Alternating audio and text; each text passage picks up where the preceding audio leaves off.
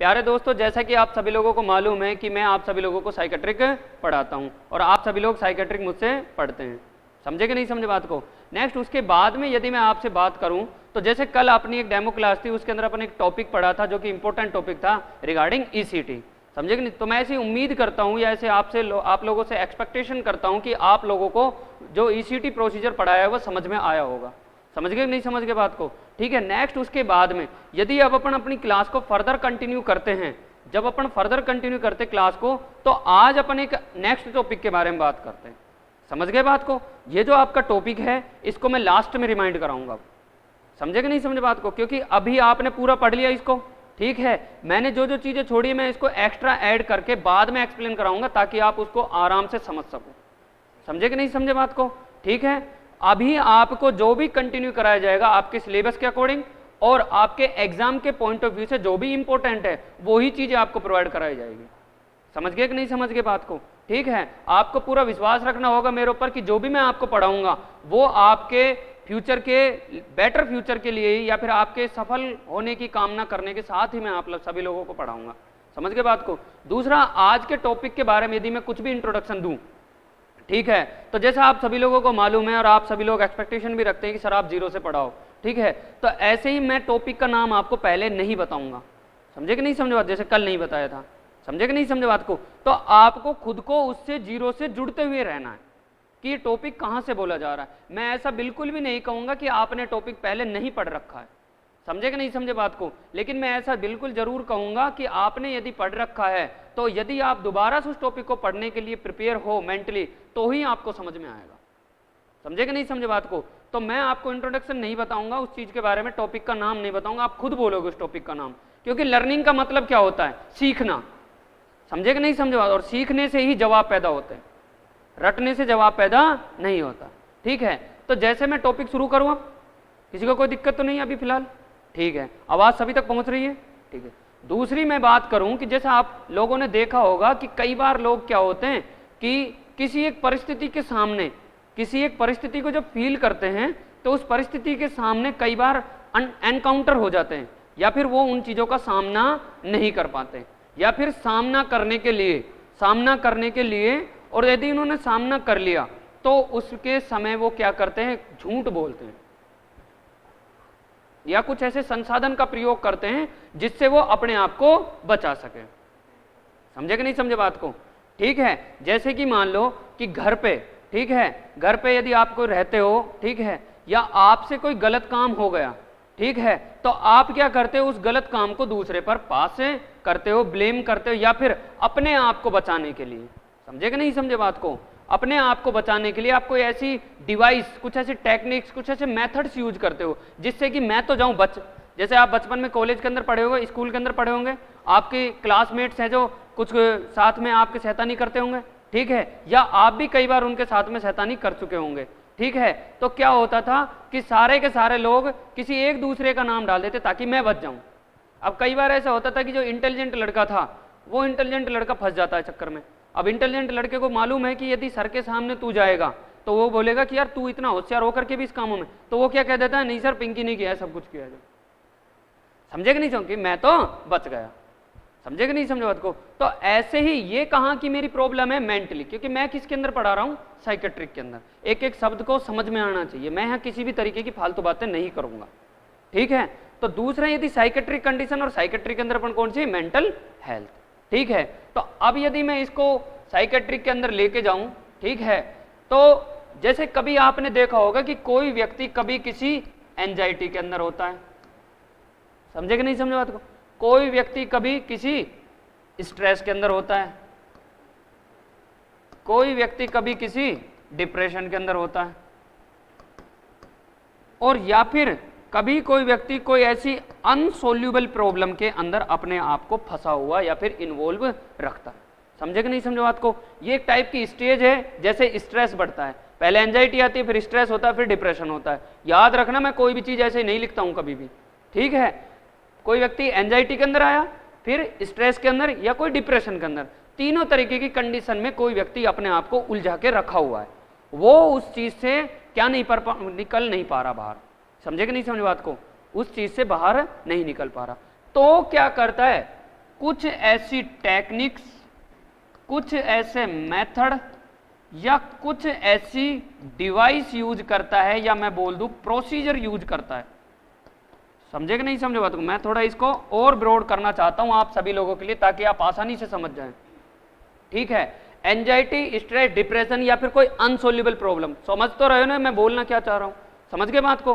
तो कुछ टेक्निक्स, कुछ ऐसे मेथड और कुछ ऐसे डिवाइस यूज करता है किसके लिए? To decrease anxiety, to decrease anxiety. आई समझ में बात? यहां तक समझ गए बात को? लड़की क्या नाम है? मोनिका शर्मा। ठीक है, टेक्निक, मेथड एंड डिवाइस। ठीक है, और किसके लिए काम में लिया उसने? To decrease anxiety. अब उसने एंजाइटी कम क्यों की? क्योंकि आपको पता है कि जो व्यक्ति मेंटली ठीक नहीं होता वो सोसाइटी के अंदर एडजस्ट अपने आप को नहीं कर पाता। आ गई बात समझ में? ठीक है, तो उसने एंजाइटी क्यों डिक्रीज की? To adjust in society, to adjust in society. यहां तक किसी को कोई दिक्कत? और सोसाइटी के अंदर एडजस्ट होने की जरूरत क्यों पड़ी, या फिर सोसाइटी के अंदर एडजस्ट होने के लिए उसने एंजाइटी कम क्यों की? कारण है, देखो भाई, एडजस्ट इन सोसाइटी मान गए बात। अब सोसाइटी के अंदर एडजस्ट होने के लिए उसने क्या की? Decrease anxiety. बिना एंजाइटी के डिक्रीज के मान लो कि आपके दिमाग में कोई टेंशन है, तो क्या आप किसी से नॉर्मल बिहेवियर परफॉर्म कर पाओगे? नॉर्मल बिहेवियर परफॉर्म नहीं कर पाते अपन अपनी कम्युनिटी के अंदर, सोसाइटी के अंदर, तो क्या आप उसे normal healthy, mental healthy person कह सकते हो? मेंटल हेल्थ की डेफिनेशन क्या कहती है? Physically, mentally, spiritually, socially wellbeing. समझे कि नहीं समझे बात को? ठीक है, ये डेफिनेशन पूछी जा चुकी है एक बार, पूरी की पूरी याद रखना। ठीक है, और ये एब्सेंस ऑफ डिसीज करके ही आगे से पूछा था, but not merely the absence of disease. ठीक है, डिक्रीज एंजाइटी, एंजाइटी डिक्रीज हो गई। Next, to adjust in society. अब इस सोसाइटी के अंदर एडजस्ट होकर के उसने क्या किया? To protect self ego.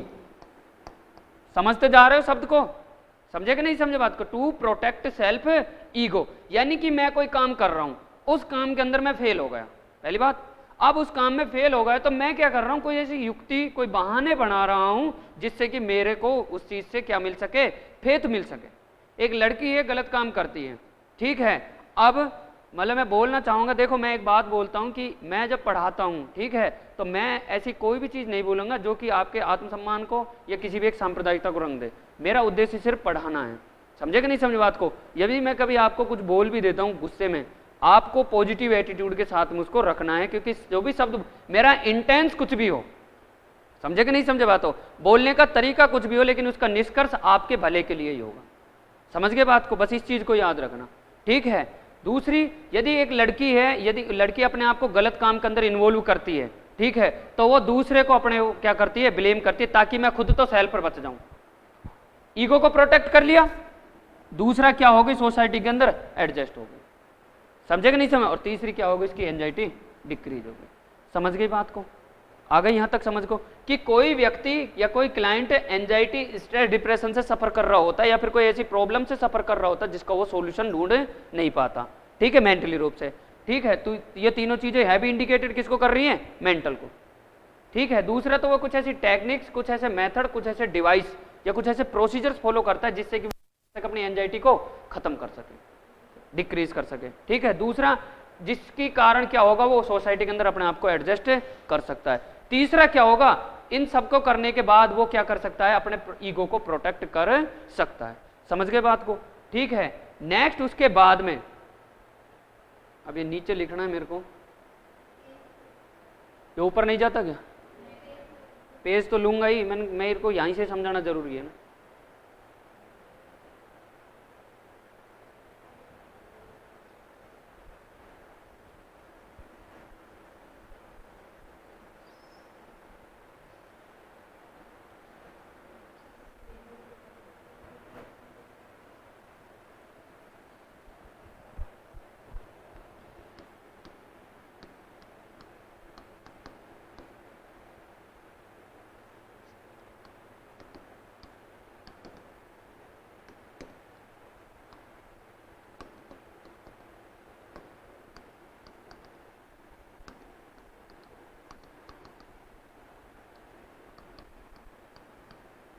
समझ तो रहे हो ना सब?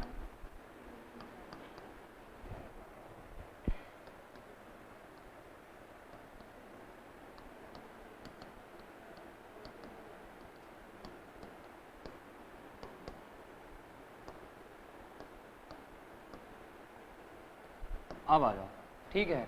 अब उसने क्या किया, कुछ ऐसी टेक्निक, ठीक है। अब उसके बाद ये ईगो, ये पूरी की पूरी मैकेनिज्म क्या कहलाती है, समझे कि नहीं समझे बात को, कि उसने इतना सारा जो इतने सारे जो प्रोसेस फॉलो कराई है, ठीक है। अब इस पूरी प्रोसेस को क्या कहते हैं अपन, मैकेनिज्म। समझे कि नहीं समझे बात को, इस पूरे प्रोसेस को क्या कहते हैं अपन, मैकेनिज्म। इसको क्या कहते हैं अपन, पूरी को मैकेनिज्म। लेकिन ये क्या है, अपनी जैसे अपनी बॉडी के अंदर कई तरीके की मैकेनिज्म पाई जाते हैं, जिसको अपन बोलते हैं जैसे इम्यूनिटी। समझे कि नहीं समझे बात को, इम्यूनिटी मैकेनिज्म। समझे कि नहीं समझे बात को। दूसरा यदि अपन बात करें तो यहाँ अपनी बॉडी को क्या है, एक सुरक्षात्मक आवरण प्रोवाइड करा रहा है। समझे कि नहीं समझे बात को, तो ये क्या है, बॉडी की डिफेंस मैकेनिज्म। समझे कि नहीं समझे बात को, तो इसका जो आपका जो टॉपिक रहेगा वो क्या रहेगा, डिफेंस मैकेनिज्म। आ गई बात समझ में। एक व्यक्ति स्ट्रेस, एंजाइटी, डिप्रेशन के अंदर है तो कुछ ऐसी टेक्निक एंजाइटी प्रोड्यूस करता है जिससे कि वो अपनी एंजाइटी को खत्म कर सके, जिससे कि वो सोसाइटी के अंदर एडजस्ट हो सके और अपने ईगो को प्रोटेक्ट करके रख सके। इस पूरी मैकेनिज्म को मैं क्या बोलता हूँ, डिफेंस मैकेनिज्म। डिफेंस का मतलब क्या होता है, सुरक्षा।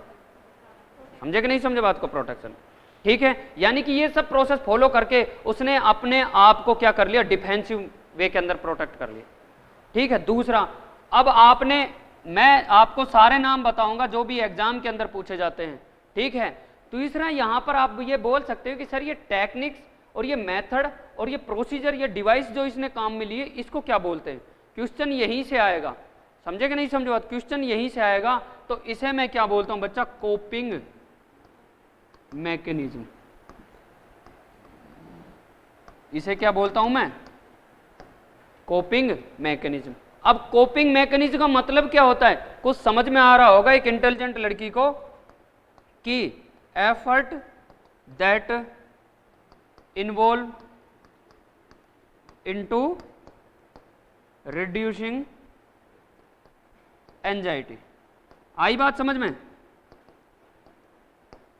आ गई कुछ समझ में बात, कि कोपिंग मैकेनिज्म का मतलब क्या है, डिफेंस मैकेनिज्म का मतलब क्या है।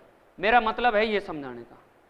जब आपसे पूछेगा कि एक व्यक्ति एफर्ट लगाता है, समझे कि नहीं समझे बात को, अपने आप को प्रोटेक्ट करने के लिए, तो उस मैकेनिज्म का नाम क्या है, वेरी गुड। समझे कि नहीं समझे बात को, उस मैकेनिज्म का क्या नाम है, कोपिंग मैकेनिज्म। एक व्यक्ति सोसाइटी के अंदर एडजस्ट होने के लिए, समझे कि नहीं समझे बात, अपने ईगो को प्रोटेक्ट करने के लिए, या फिर एक व्यक्ति किसी भी प्रकार की युक्ति को यूज करता है अपने आप को सोसाइटी के अंदर एडजस्ट करने के लिए, तो मैं क्या बोलता हूं उसे, डिफेंस मैकेनिज्म। आई समझ में बात। एक दो नाम हो गए। तीसरा नाम यदि मैं बोलूं तो यहां पर मैंने क्या लिखा है, एडजस्ट इन सोसाइटी, तो मैं क्या इसको एडजस्टमेंट मैकेनिज्म नहीं बोल सकता, क्या इसको नहीं बोल सकता। तो तीसरा नाम क्या आएगा इसका, एडजस्टमेंट मैकेनिज्म। एडजस्टमेंट मैकेनिज्म, आ गई बात समझ में। चौथी बात, जो सबसे इंपॉर्टेंट बात है, यहां पर व्यक्ति क्या कर रहा है, अपने ईगो को प्रोटेक्ट कर रहा है। समझे कि नहीं समझे बात को, तो मैं इसको क्या नाम दूंगा, द ईगो डिफेंस मैकेनिज्म। आ गई बात समझ में, द ईगो डिफेंस मैकेनिज्म।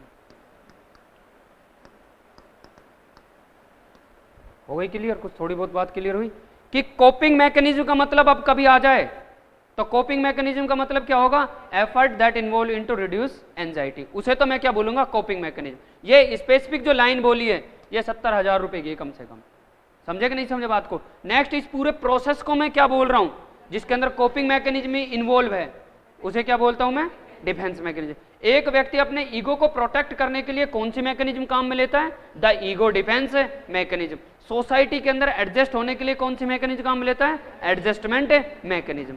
समझ गए बात को, यहां तक क्लियर होना चाहिए आप सभी लोगों को।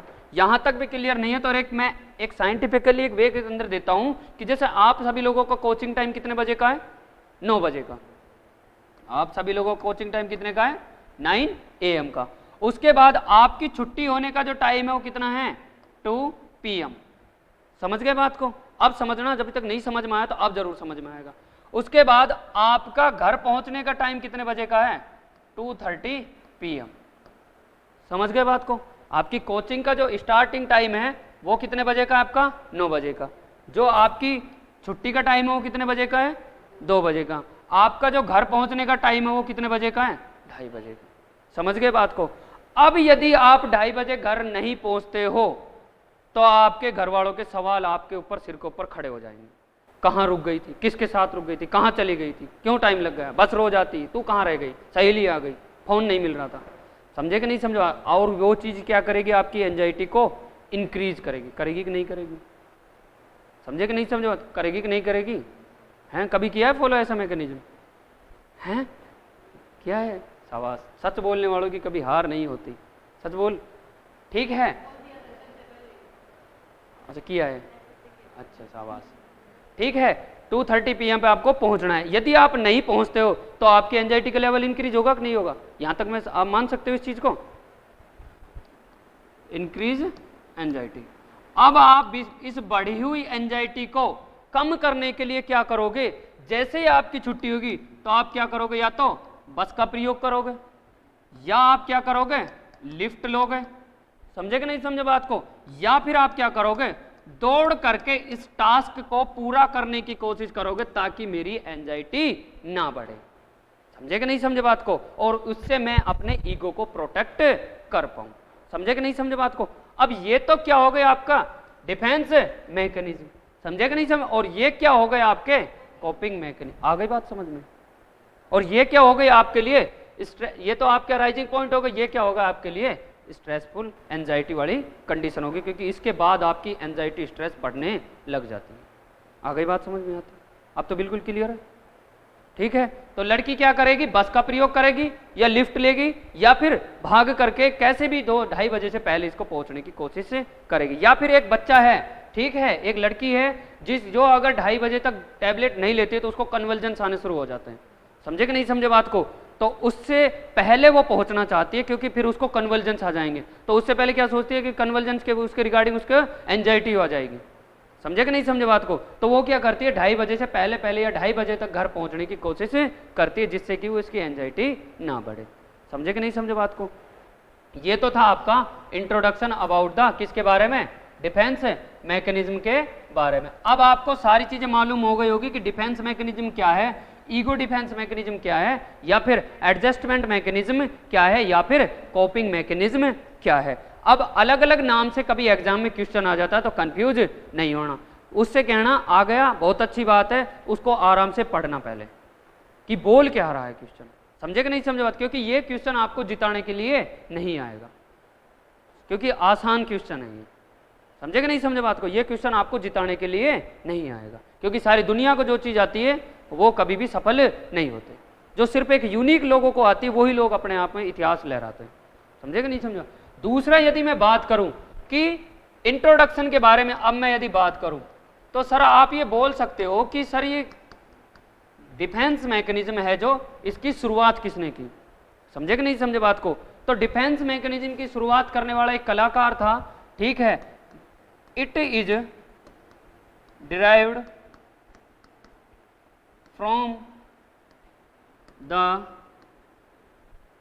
एक कलाकार था, यदि वो साइकेट्रिक के अंदर नहीं होता या साइकोलॉजी के अंदर नहीं होता तो साइकोलॉजी और साइकेट्रिक की सूरत बदसूरत होती। क्या नाम था उसका? नहीं पता? अगर वह व्यक्ति साइकेट्रिक में नहीं होता, समझे कि नहीं समझे बात को, तो साइकेट्रिक की सूरत बदसूरत होती। और उसका क्या नाम था? Sigmund fraud. समझे कि नहीं समझे बात को? क्योंकि यदि यह नहीं होता तो साइकेट्रिक की सूरत बदसूरत होती, क्योंकि इसने जितनी भी थ्योरी दी है वो आज तक चलती हुई आ रही है। समझे कि नहीं समझे बात को? इसने जितनी भी थ्योरी दी है वो आज तक चलती हुई आ रही है। तो इसने एक थ्योरी दी थी साइको एनालिटिकल थ्योरी। इसके द्वारा एक साइको एनालिटिकल थ्योरी दी गई थी। किसके द्वारा? कौन से सन के अंदर? 1904। समझ गए बात को? ये तीनों क्वेश्चन है अभी तक जो पूछे जा चुके। The psycho analytical theory was given by, invented by, describe by. समझे कि नहीं समझे बात? किसके द्वारा? सिगमंड फ्रूड के द्वारा। कौन से सन के अंदर? 1904 के अंदर, 1904 के अंदर दी। ठीक है, अब मेरी बात सुन, मुझे नहीं पता कि ये थ्योरी देने के बाद कहाँ चला गया। समझे कि नहीं समझे बात को? इसे ऐसा याद रख कि मुझे नहीं पता 1904 में सिगमंड फ्रूड ने थ्योरी दे दी, साइकोएनालिटिकल थ्योरी। ठीक है, मुझे नहीं पता वो कहाँ चला गया। ठीक है, उसके बाद उसकी कौन आई? डॉटर।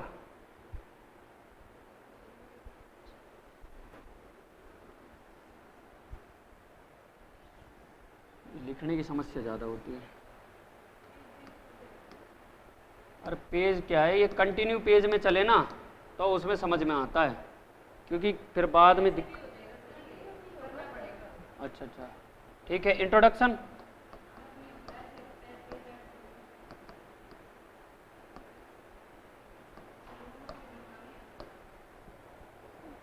नोट्स ये क्या कर रहे हो? तो फिर अब चाहते तो तुम लिख सकते थे इतनी देर में। नहीं नहीं, समझना लिखना नहीं है कुछ भी। जब इतनी देर मैं बोर्ड पे लिखता हूँ उतनी देर ही आपको लिखना पड़ेगा। बच्चा देखो मेरी बात सुनो, यहाँ पर क्या होगा कि जो आपको नोट दिए जाएंगे वो अलग होंगे और जो आपको समझाया जाएगा वो अलग होगा। नहीं नहीं, मैं कुछ भी नहीं दूंगा जब तक कोचिंग नहीं कहेगी कुछ भी। नहीं, PDF तो नहीं है, अपन तो ऑफलाइन में विश्वास रखें।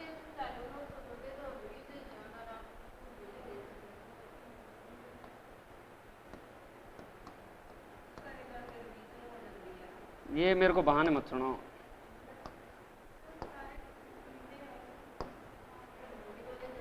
It is drive from the knowledge. नहीं, अरे तो आप लिखो ना ये। अरे समझा करो बात को भैया, ऐसे नहीं होता।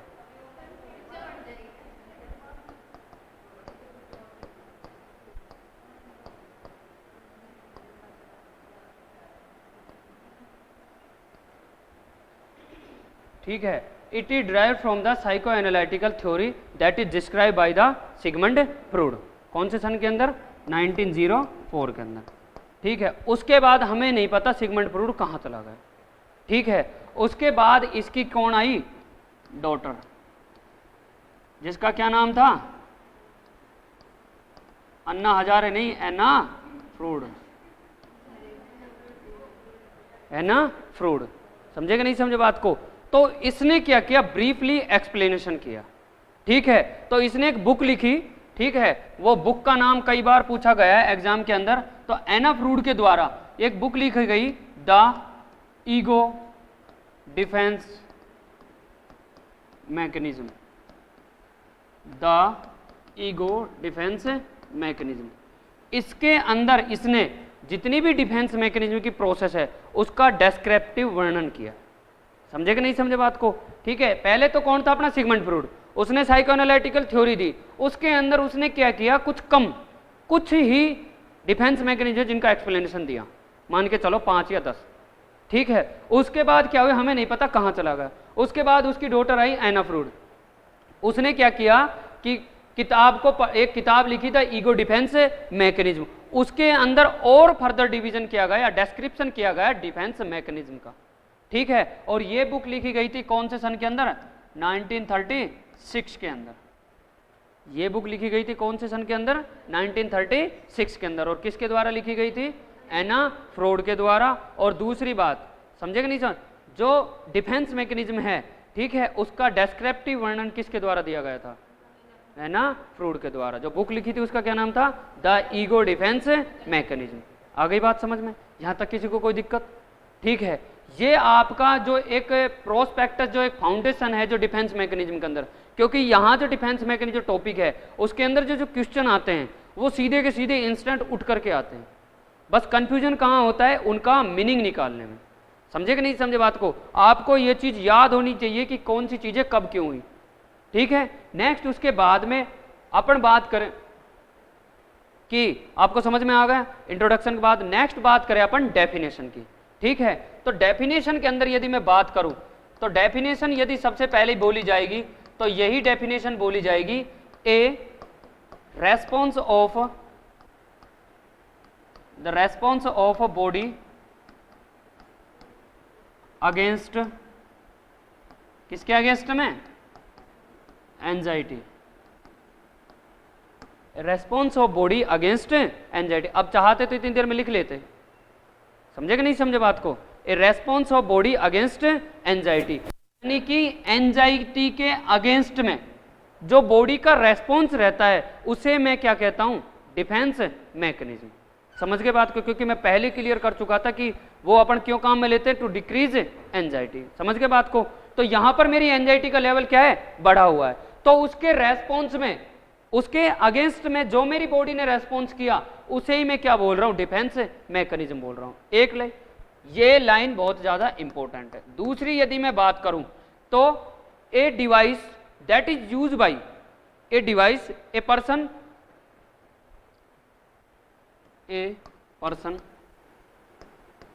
यूज स्पेसिफिक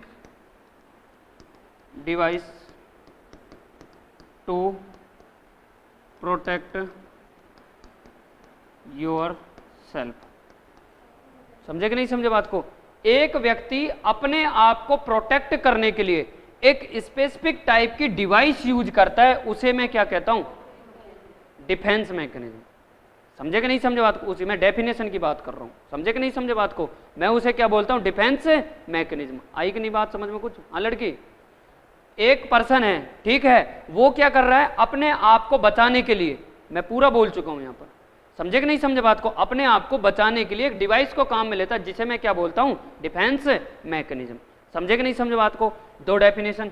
तीसरी डेफिनेशन के बारे में यदि बात करूं, मैं पहले बोल चुका हूं कि डिफेंस मैकेनिज्म के अंदर जो क्वेश्चन आता है वो उठ करके क्वेश्चन आता है सीधा का सीधा, ठीक है। Next, when a person facing a problem but unable to solve them, then they use specific device that is known as क्या बोलते हैं उसको? Defence mechanism. समझ गए बात को? उसे क्या बोलता हूं मैं? डिफेंस। एक व्यक्ति है, ठीक है, एक व्यक्ति है, एक फेस कर रहा है प्रॉब्लम को, ठीक है, प्रॉब्लम को फेस कर रहा है लेकिन वह उसका सॉल्यूशन नहीं ढूंढ पा रहा। मैं पहले शुरुआत में बोला था कि एक व्यक्ति है जो अपने आप को किसी भी एक ऐसी कंडीशन के अंदर इन्वॉल्व कर देता है कि उसके अंदर से वो निकल नहीं पा रहा होता है, तो क्या करता है? कुछ ऐसी स्पेसिफिक डिवाइस, समझे कि नहीं समझे बात को, जिससे कि वो अपने आप को प्रोटेक्ट कर सके। उस पूरी मैकेनिज्म को मैं भी क्या बोलता हूं? Defence mechanism. मैं क्या क्या प्रोसेस काम में ले रहा हूं उसे मैं बोलता हूं कोपिंग मैकेनिज्म। समझे कि नहीं समझे बात को? मेरा एटलीस्ट पर्पज क्या है? उससे बाहर निकलने का। समझे कि नहीं समझे बात को? और उसे मैं क्या बोल रहा हूं? डिफेंस मैकेनिज्म, ठीक है। ये जो डेफिनेशन आपकी दी गई थी वो किसके द्वारा दी गई थी? सिगमंड फ्रूड के द्वारा। समझे कि नहीं समझे बात को? यहां तक किसी को कोई दिक्कत? हाँ लड़की, नहीं है कोई दिक्कत? बिल्कुल ऐसा मान सकता हूं, ऐसा नई बात में नहीं बोलना सर हमारे समझ में नहीं आ रहा, ठीक है। नेक्स्ट, उसके बाद में यदि मैं एक और डेफिनेशन के बारे में यदि बात करूं, यदि एक और डेफिनेशन के बारे में यदि बात करूं तो ए psychological mechanism, a psychological mechanism. समझ गए बात को? अरे आप कंफ्यूज, डिवाइस के डिफरेंस का मतलब जैसे मैंने बताया था कि वो क्या कर रही है? बस का प्रयोग कर रही है, लिफ्ट का प्रयोग कर रही है, समझे कि नहीं? वो क्या हो गई? अरे सुन तो ले मेरी बात है, वो क्या हो गए? एफर्ट हो गए। उसे मैं क्या बोल रहा हूँ? Coping mechanism. मैं यहाँ पर नाम बता रहा हूँ कि उसने किस किस चीज़ का प्रयोग किया। समझे कि नहीं समझे बात को? और मैं यहाँ पर बोल रहा हूँ कि एक व्यक्ति है जो किसी एक समस्या का फेस कर रहा है, उससे बाहर निकलने के लिए एक डिवाइस का यूज कर रहा है, उससे बाहर निकलने के लिए। मैं इंटरनली बात नहीं कर रहा कि उसने कौन कौन सी कोप्स यूज में लिए, मैं बोल रहा हूँ कि स्पेसिफिक आंसर पुट आउट करने के लिए उसने क्या काम में लिया, उस पूरी मैकेनिज्म को क्या बोल रहा हूँ मैं? Defence mechanism. मैंने सिर्फ एक स्पेसिफिक वर्ड आपको समझाने के क्लियर किया है कि कोपिंग मैकेनिज्म का मतलब क्या होता है। समझे कि नहीं समझे बात को? मैं डायरेक्ट भी ऐसे बोल सकता था कि एक व्यक्ति है अपने आप को किसी प्रॉब्लम को फेस कर रहा है, उससे बाहर निकलने के लिए उससे बाहर निकलने के लिए जिस मैकेनिज्म को काम में लेता है उसे मैं क्या बोलता हूँ? Defence mechanism. मैंने तो आपको बताया कि ऐसे कौन कौन सी कोपिंग मैकेनिज्म का मतलब क्या है, उसका मैकेनिज्म का मतलब अलग है कि जो प्रोसेस जो उसने थेरेपी क्या बोले टेक्निक्स मेथड काम में लिए उसे मैं क्या बोल रहा हूँ? कोप्स बोल रहा हूँ। कई बार आपके सामने जो क्वेश्चन आएगा एग्जाम में, ठीक है, तो वहां पर लिखा रहेगा कोप्स का मतलब क्या है। समझे कि नहीं समझे बात को? अब एक बात बताओ, यदि मैं आपको कोप्स का मतलब नहीं बताऊंगा तो आप डिफेंस मैकेनिज्म का मतलब निकालोगे वहां। और डिफेंस मैकेनिज्म का मतलब क्या होता है कि पूरी मैकेनिज्म जो व्यक्ति उससे बाहर निकलने के लिए काम में ले रहा। समझे कि नहीं समझे बात को? और कोप्स का मतलब क्या है कि एफर्ट क्या क्या लगा रहा है वो। समझे कि नहीं समझे बात को? ठीक है, a psychological mechanism, a psychological mechanism that use consciously और unconsciously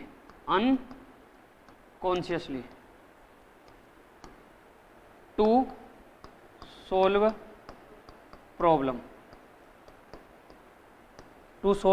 problem that is face by individual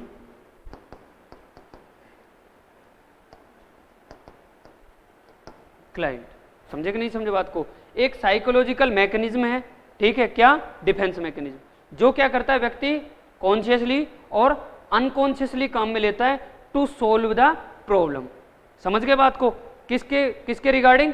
जिस प्रॉब्लम को वो फेस कर रहा है, जिस प्रॉब्लम को वह फेस कर रहा है उससे बाहर निकलने के लिए जिस टाइप की साइकोलॉजिकल मैकेनिज्म को काम में लेता है उसे मैं क्या बोलता हूं? अरे उसे क्या बोल रहा हूं मैं? साइकोलॉजिकल मैकेनिज्म को काम मिल रहा है उसे क्या बोल रहा हूं मैं? Defence mechanism. समझ में? आगे बताऊंगा ना मैं, आगे चल के अनकॉन्शियसली भी। समझे कि नहीं समझे बात को? भाई कॉन्शियस का आगे बताऊंगा, नहीं फिर यहां पर पूरा खराब हो जाएगा मैटर। देखो कोपिंग मैकेनिज्म का और डिफेंस मैकेनिज्म का मतलब क्या है। कोपिंग का मतलब क्या है कि वो कौन कौन से एफर्ट काम में ले रहा है, ठीक है। पहली बात तो ये एफर्ट क्या क्या ले, डिवाइस इसी में है। डिवाइस इसलिए था कि देखो मेरी बात सुन, कि एक व्यक्ति है, ठीक है, खाना खाता है उसके बाद उसको एनर्जी मिलती है, तो उसने खाया क्या? खाना। और खाने के अंदर क्या क्या खाया वो अलग चीज़ है। आई कि नहीं समझ में बात? उसने क्या खाया? खाना। खाना खाने के बाद क्या मिली उसको? एनर्जी। तो खाना क्या होगा उसके लिए? पूरा का पूरा डिफेंस मैकेनिज्म। समझे कि नहीं? और खाने के अंदर क्या क्या खाया तो वो क्या होगी? Coping mechanism. समझे कि नहीं समझे बात को? जब आप आंसर करोगे, जब आप टेक्स्ट बुक के अंदर, ठीक है, जब आपको और आराम से समझ में आ जाएगा। नहीं आता तो मैं जिंदाबाद हूं यहाँ पर, ठीक है। नेक्स्ट उसके बाद में मैं इसके पर्पज के बारे में यदि बात करूं कि कोपिंग मैकेनिज्म के पर्पज क्या क्या हो सकते हैं काम में लेने के लिए, ठीक है। तो पर्पज के बारे में यदि मैं बात करूं कि पर्पज कौन कौन से हो सकते हैं, या फिर इंडिकेशन, या फिर मैं बोलूं पर्पज ही बोलूंगा तो अच्छा रहेगा, ठीक है। डिफेंस मैकेनिज्म के पर्पज क्या है काम में लेने के, ठीक है। तो सबसे पहला जो मैंने आपको बताया था कि to decrease, very good, to decrease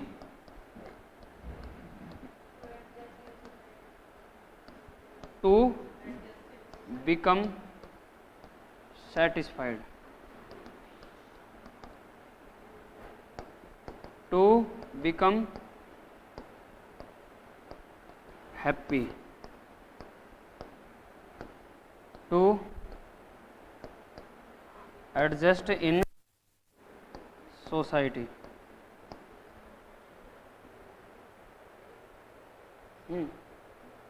बोल to maintain सेल्फ एस्टीम। समझे कि नहीं समझे बात को? पर्पज क्या है डिफेंस मैकेनिज्म को काम में लेने का? सबसे पहला पर्पज तो क्या है कि ये जो लिखी गई चीजें ये आपकी प्रायोरिटी के अकॉर्डिंग लिखी गई है, ठीक है। तो कभी भी आपके सामने क्वेश्चन जब आता है कि एक व्यक्ति है वह किसी प्रॉब्लम को फेस कर रहा है और उस प्रॉब्लम से बाहर निकलने के लिए वह कुछ मैकेनिज्म को काम में लेता है, तो उसे तो मैं क्या बोलता हूँ? Defence mechanism. समझे कि नहीं समझे बात को? अब क्वेश्चन आएगा कि डिफेंस मैकेनिज्म किसी भी एक इंडिविजुअल के द्वारा काम में क्यों ली जाती है। समझे कि नहीं समझे बात को? एक पेशेंट है वो क्या कर रहा है, सर्जरी से बचने के लिए, समझे कि नहीं समझे बात को, नर्स को कुछ ना कुछ बताया जा रहा है, समझे कि नहीं? ठीक है, ताकि वो सर्जरी उस पर परफॉर्म ना की जा सके, तो वो क्या कर रहा है, वहां पर डिफेंस मैकेनिज्म को काम में ले रहा है। लेकिन वो काम में क्यों ले रहा है? To decrease anxiety. समझ गए बात को? अब उसकी एंजाइटी जब खत्म हो गई तो उससे क्या होगा, वो सेटिस्फाई होगी। ठीक है, और जब सेटिस्फाई होगा तो व्यक्ति क्या होता है, खुश होता है। समझे कि नहीं समझा? और खुश होता है तो व्यक्ति अच्छे से अपने आप को क्या कर पाता है, एडजस्ट इन सोसाइटी। और जो व्यक्ति अपने आप को समाज के अंदर और सोसाइटी के अंदर जब अपने आप को एडजस्ट कर देता है तो उसके अंदर उसका प्रोटेक्ट क्या होता है, ईगो, और दूसरा उसका क्या प्रोटेक्ट होता है, आत्म सम्मान। और आत्म सम्मान को ही मैं क्या बोलता हूँ, सेल्फ एस्टीम। समझ गए बात को? किसी को समझ में नहीं आ रहा तो बता दे, आ गया समझ में? कंफ्यूज तो नहीं है कहीं? कंफ्यूज नहीं होना कहीं भी। समझे कि नहीं समझे बात को? पर्पज क्लियर है यहाँ तक कि पर्पज क्यों काम में लिए, क्या किस लिए डिफेंस मैकेनिज्म काम में ली जाती है। दूसरा यदि मैं बात करूँ आपके सामने कि sir type of defence mechanism क्या है, समझे कि नहीं समझे बात को? टाइप ऑफ डिफेंस मैकेनिज्म क्या है? तो टाइप ऑफ डिफेंस मैकेनिज्म के बारे में यदि मैं आपको बात बताऊं तो टाइप वैसे तो 2 टाइप्स के ही होते हैं मेन रूप से। समझे कि नहीं समझे बात? कौन कौन से? शाबाश, डिफेंस मैकेनिज्म। और डिफेंस मैकेनिज्म का यदि मैं टाइप के बारे में बात करूं तो कितने टाइप के होते हैं? 2 टाइप्स के, positive and negative. Positive and negative. अब ये बोलोगे सर आपने पॉजिटिव और नेगेटिव कैसे बोला? तो देख बच्चा, जब भी इन डिफेंस मैकेनिज्म का काम में लेगी तो जब इनका कंक्लूजन देखेगी तो कहीं ना कहीं उसका बॉडी पर इफेक्ट क्या पड़ रहा है, पॉजिटिव। समझे कि नहीं समझे बात को?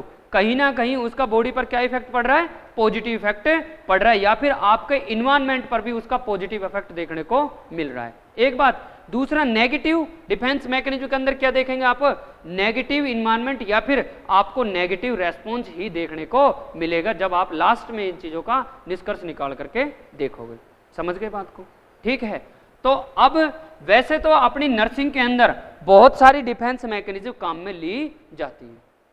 ठीक है, जैसा आप बुक पढ़ोगे एनक्लेक्स की बोलते हैं जिसको, ठीक है, तो उस बुक को पढ़ोगे तो उसके अंदर कम से कम 25 से 30 डिफेंस मैकेनिज्म दी गई है। लेकिन जो आपका एग्जाम है उसके अंदर अभी तक सिर्फ 18 से 20 ही डिफेंस मैकेनिज्म पूछी जाती है। समझे कि नहीं समझे बात को? जो आपका एग्जाम होता है एम्स का, ठीक है, उसके अंदर अभी तक 18 से 20 जो टाइप के डिफेंस मैकेनिज्म है उन्हीं में से ही क्वेश्चन आंसर पुट आउट किए गए हैं। तो अपने को सिर्फ वही पढ़नी है। आ गई बात समझ में? अपने को सिर्फ वही पढ़नी है।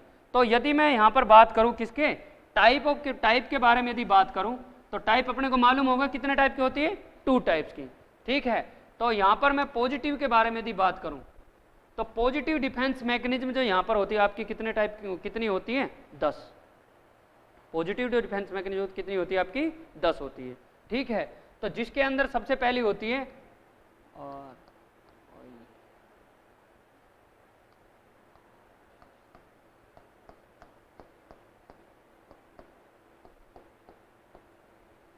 समझे कि नहीं समझे बात को, RSS ऋतु RIC। ठीक है, ये क्या है आपकी टाइप है, कौन से टाइप की, positive type of defence mechanism. हो गई याद? ठीक है, यही होती है आपकी पॉजिटिव RSS ऋतु RIC। समझ गए बात को? ठीक है, नेक्स्ट नेगेटिव के बारे में यदि बात करें तो नेगेटिव जो आपकी देखें तो IPS DFR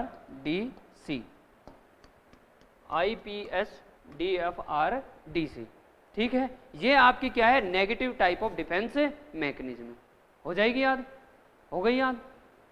बस आपका टॉपिक खत्म डिफेंस मैकेनिज्म का। ठीक है लड़की? क्या है, आई से इंडिया है? हाँ, डिफेंस बता देंगे धीरे धीरे। ये मैंने टेक्निक बना रखी है किसको याद करने के लिए।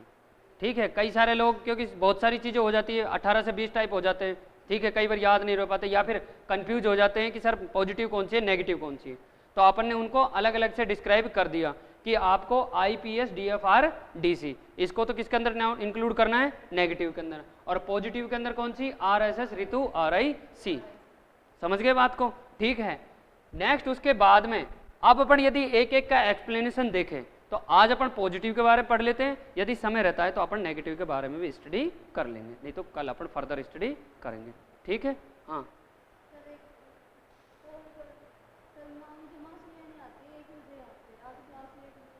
फोन कर दे उनको, जब से नहीं किया है? तो 1 तो बज ही गए आपके।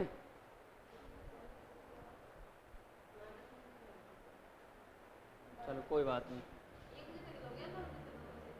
क्लास तो पता नहीं कितने बजे तक चलेगी। मुंह धो करके बैठने में फिर क्या फायदा, ये तो अभी से अंगड़ाई तोड़ रही है।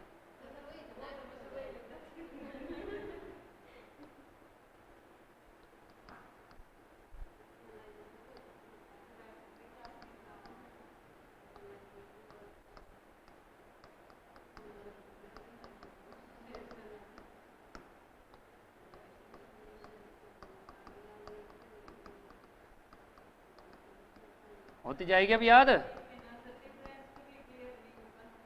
आज हो जाएगा।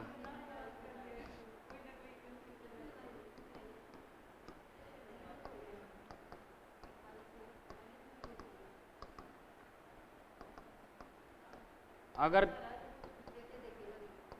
देखे देखे लग रहे हैं, अब सब याद हो जाएगी।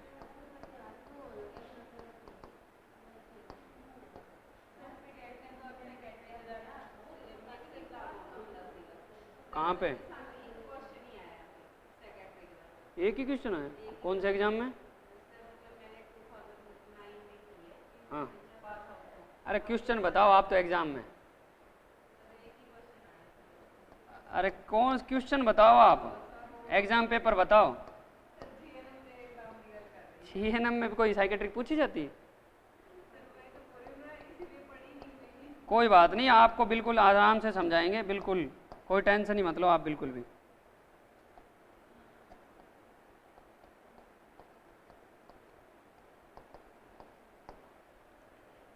इसीलिए तो कह रहा हूं, अब देखो अगर आप चाहते तो लिख सकते थे। हाँ बता।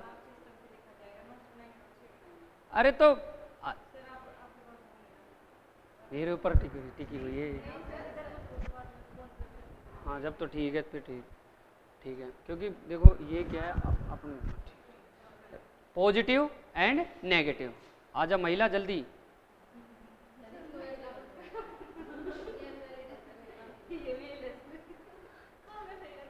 Positive defence mechanism and negative defence mechanism. अब पॉजिटिव डिफेंस मैकेनिज्म के बारे में बात करें तो जैसे मैंने आपको टाइप बताए थे, अब अपने को एक एक टाइप के बारे में ब्रीफ एक्सप्लेनेशन करना है, जिससे कि जब आप एग्जाम के अंदर बैठे तो आप अपने आप को सरल और एक सहज महसूस कर सके इन टाइप के क्वेश्चन के सामने। ठीक है, तो रेशनलाइजेशन का मतलब क्या होता है? रेशनलाइजेशन का हिंदी में यदि मैं मतलब बताऊं तो युक्तिकरण। समझे कि नहीं समझे बात को? युक्तिकरण यानी कि कोई ऐसी, अब यहां मत बोलना सर डिवाइस बनाने में, समझे कि नहीं समझे बात को? ऐसी कोई डिवाइस काम में लेना। युक्ति का मतलब क्या होता है? डिवाइस। इंग्लिश में बोलते हैं डिवाइस, हिंदी में बोलते हैं युक्ति। ठीक है, तो ऐसी कोई डिवाइस काम में लेना जिससे कि मैं अपने बिहेवियर को जस्टिफाई करवा सकूं। एक बात। दूसरी, यदि मैं इसका एग्जाम्पल दूं आपको, तो जैसे मैं बार बार बोल रहा हूं आपसे कि समझ में आ गई, ये बात सही है, ये बात सही है, तो मैं क्या कर रहा हूं? अपने बिहेवियर को जस्टिफाई करवा रहा हूं। किसके द्वारा? आप लोगों के द्वारा, ताकि मैं क्या कर सकूं, मैं अपने आप में सेफ हो सकूं। कल को बच्चे ये बोलते कि सर, मैं बोल दूं कि सर मैंने तो बच्चों को समझाया था और बच्चों ने हाँ भी बोली थी।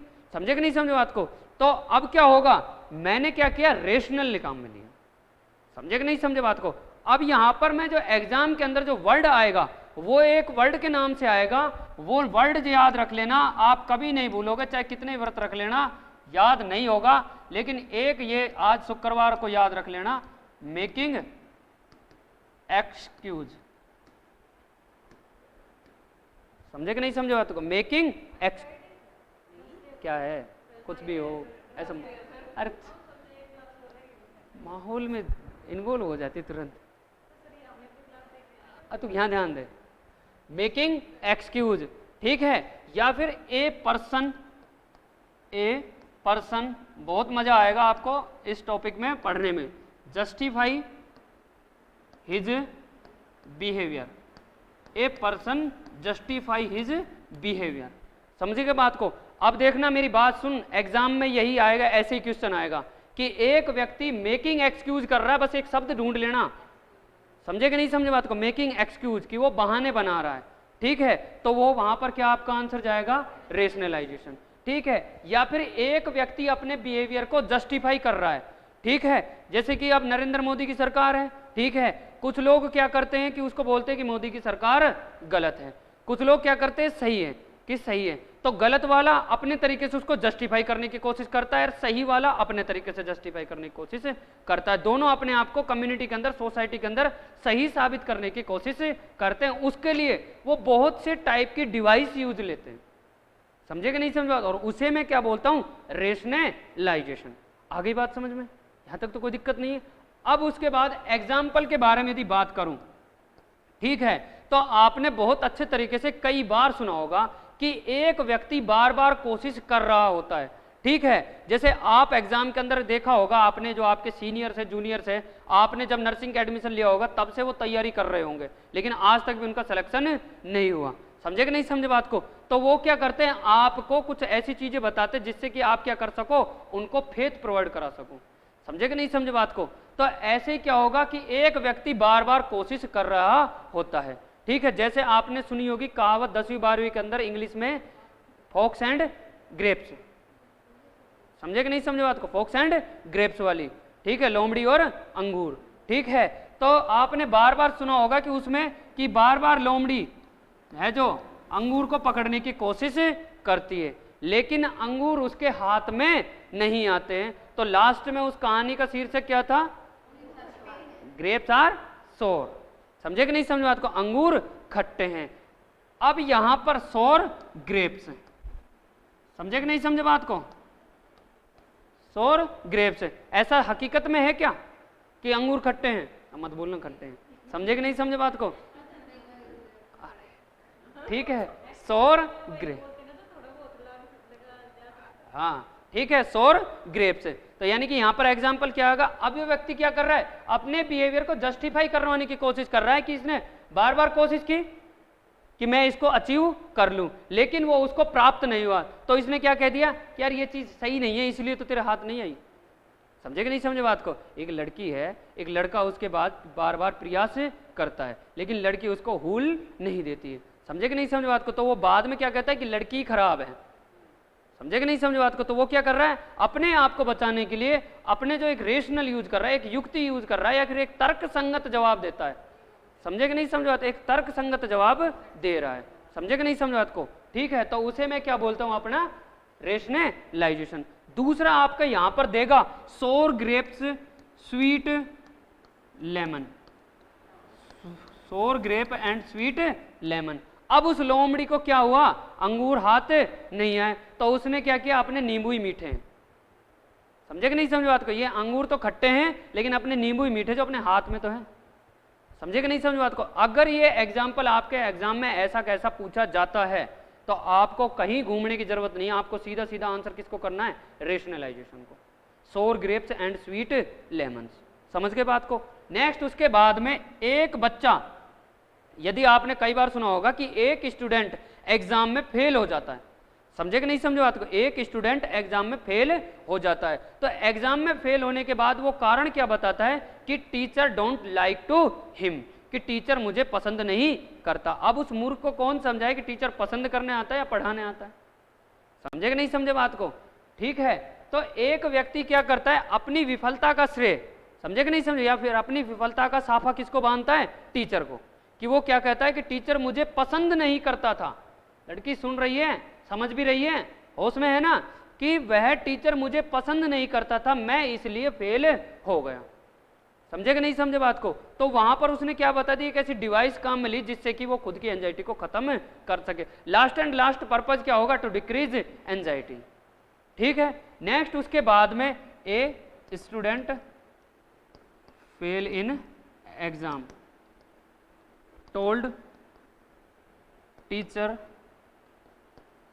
डोंट लाइक टू हिम, यानी कि उसका जो टीचर है उसको पसंद नहीं करता है।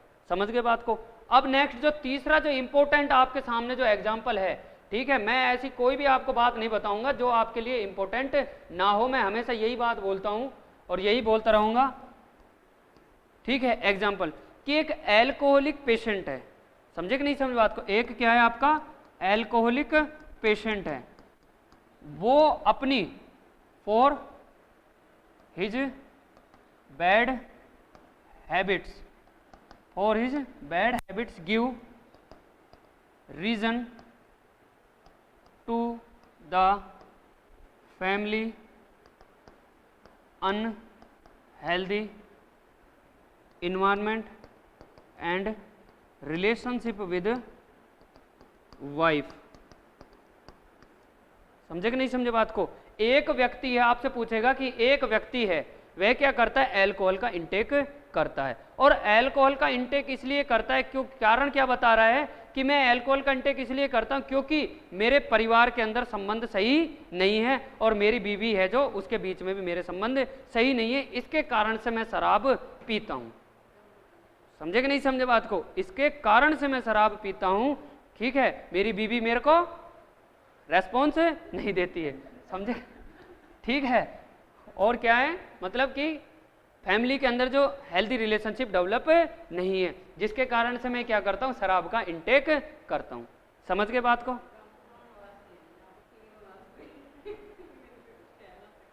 ठीक है, यहां तक समझ गए, क्लियर।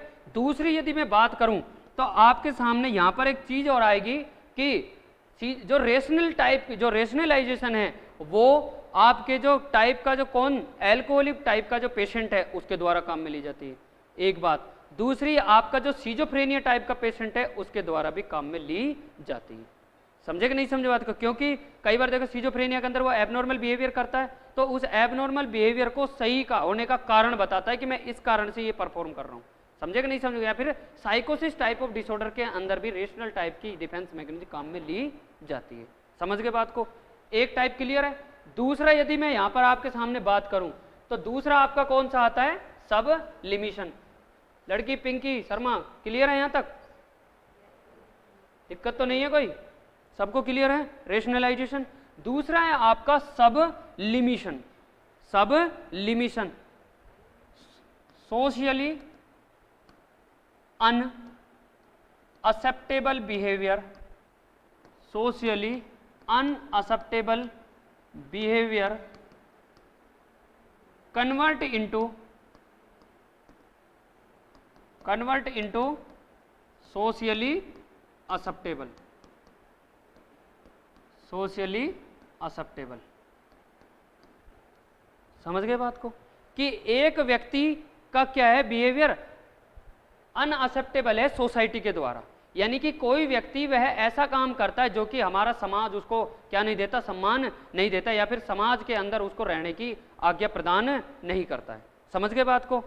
तो व्यक्ति क्या करता है, उस अनअक्सेप्टेबल बिहेवियर को कन्वर्ट किसके अंदर कर देता है, एक्सेप्टेबल बिहेवियर। आपका पिताजी क्या काम करते हैं, गवर्नमेंट जॉब है, ठीक है। अभी मैं जैसे आपको बताऊं कि जैसे आपने पहले सुना होगा कि जो प्रॉपर्टी जो बिजनेसमैन थे, ठीक है, जो प्रॉपर्टी डील कराते थे उनको पहले क्या बोला जाता था, दलाल बोलते थे। समझे कि नहीं समझे बात को, तो उनको दलाल बोलते थे। लेकिन उन्होंने क्या किया, अपना दलाल नाम बुरा है, समझे कि नहीं समझे बात को, तो उन्होंने अपना नाम चेंज करके किस में कन्वर्ट कर लिया, property dealing, real estate, commissioning agent. समझे कि नहीं समझे बात को। या फिर मैं दूसरी बोलूं कि समाज के अंदर एक ग्रेडी व्यक्ति को, एक लालची व्यक्ति को समाज कभी भी एक्सेप्ट नहीं करता है।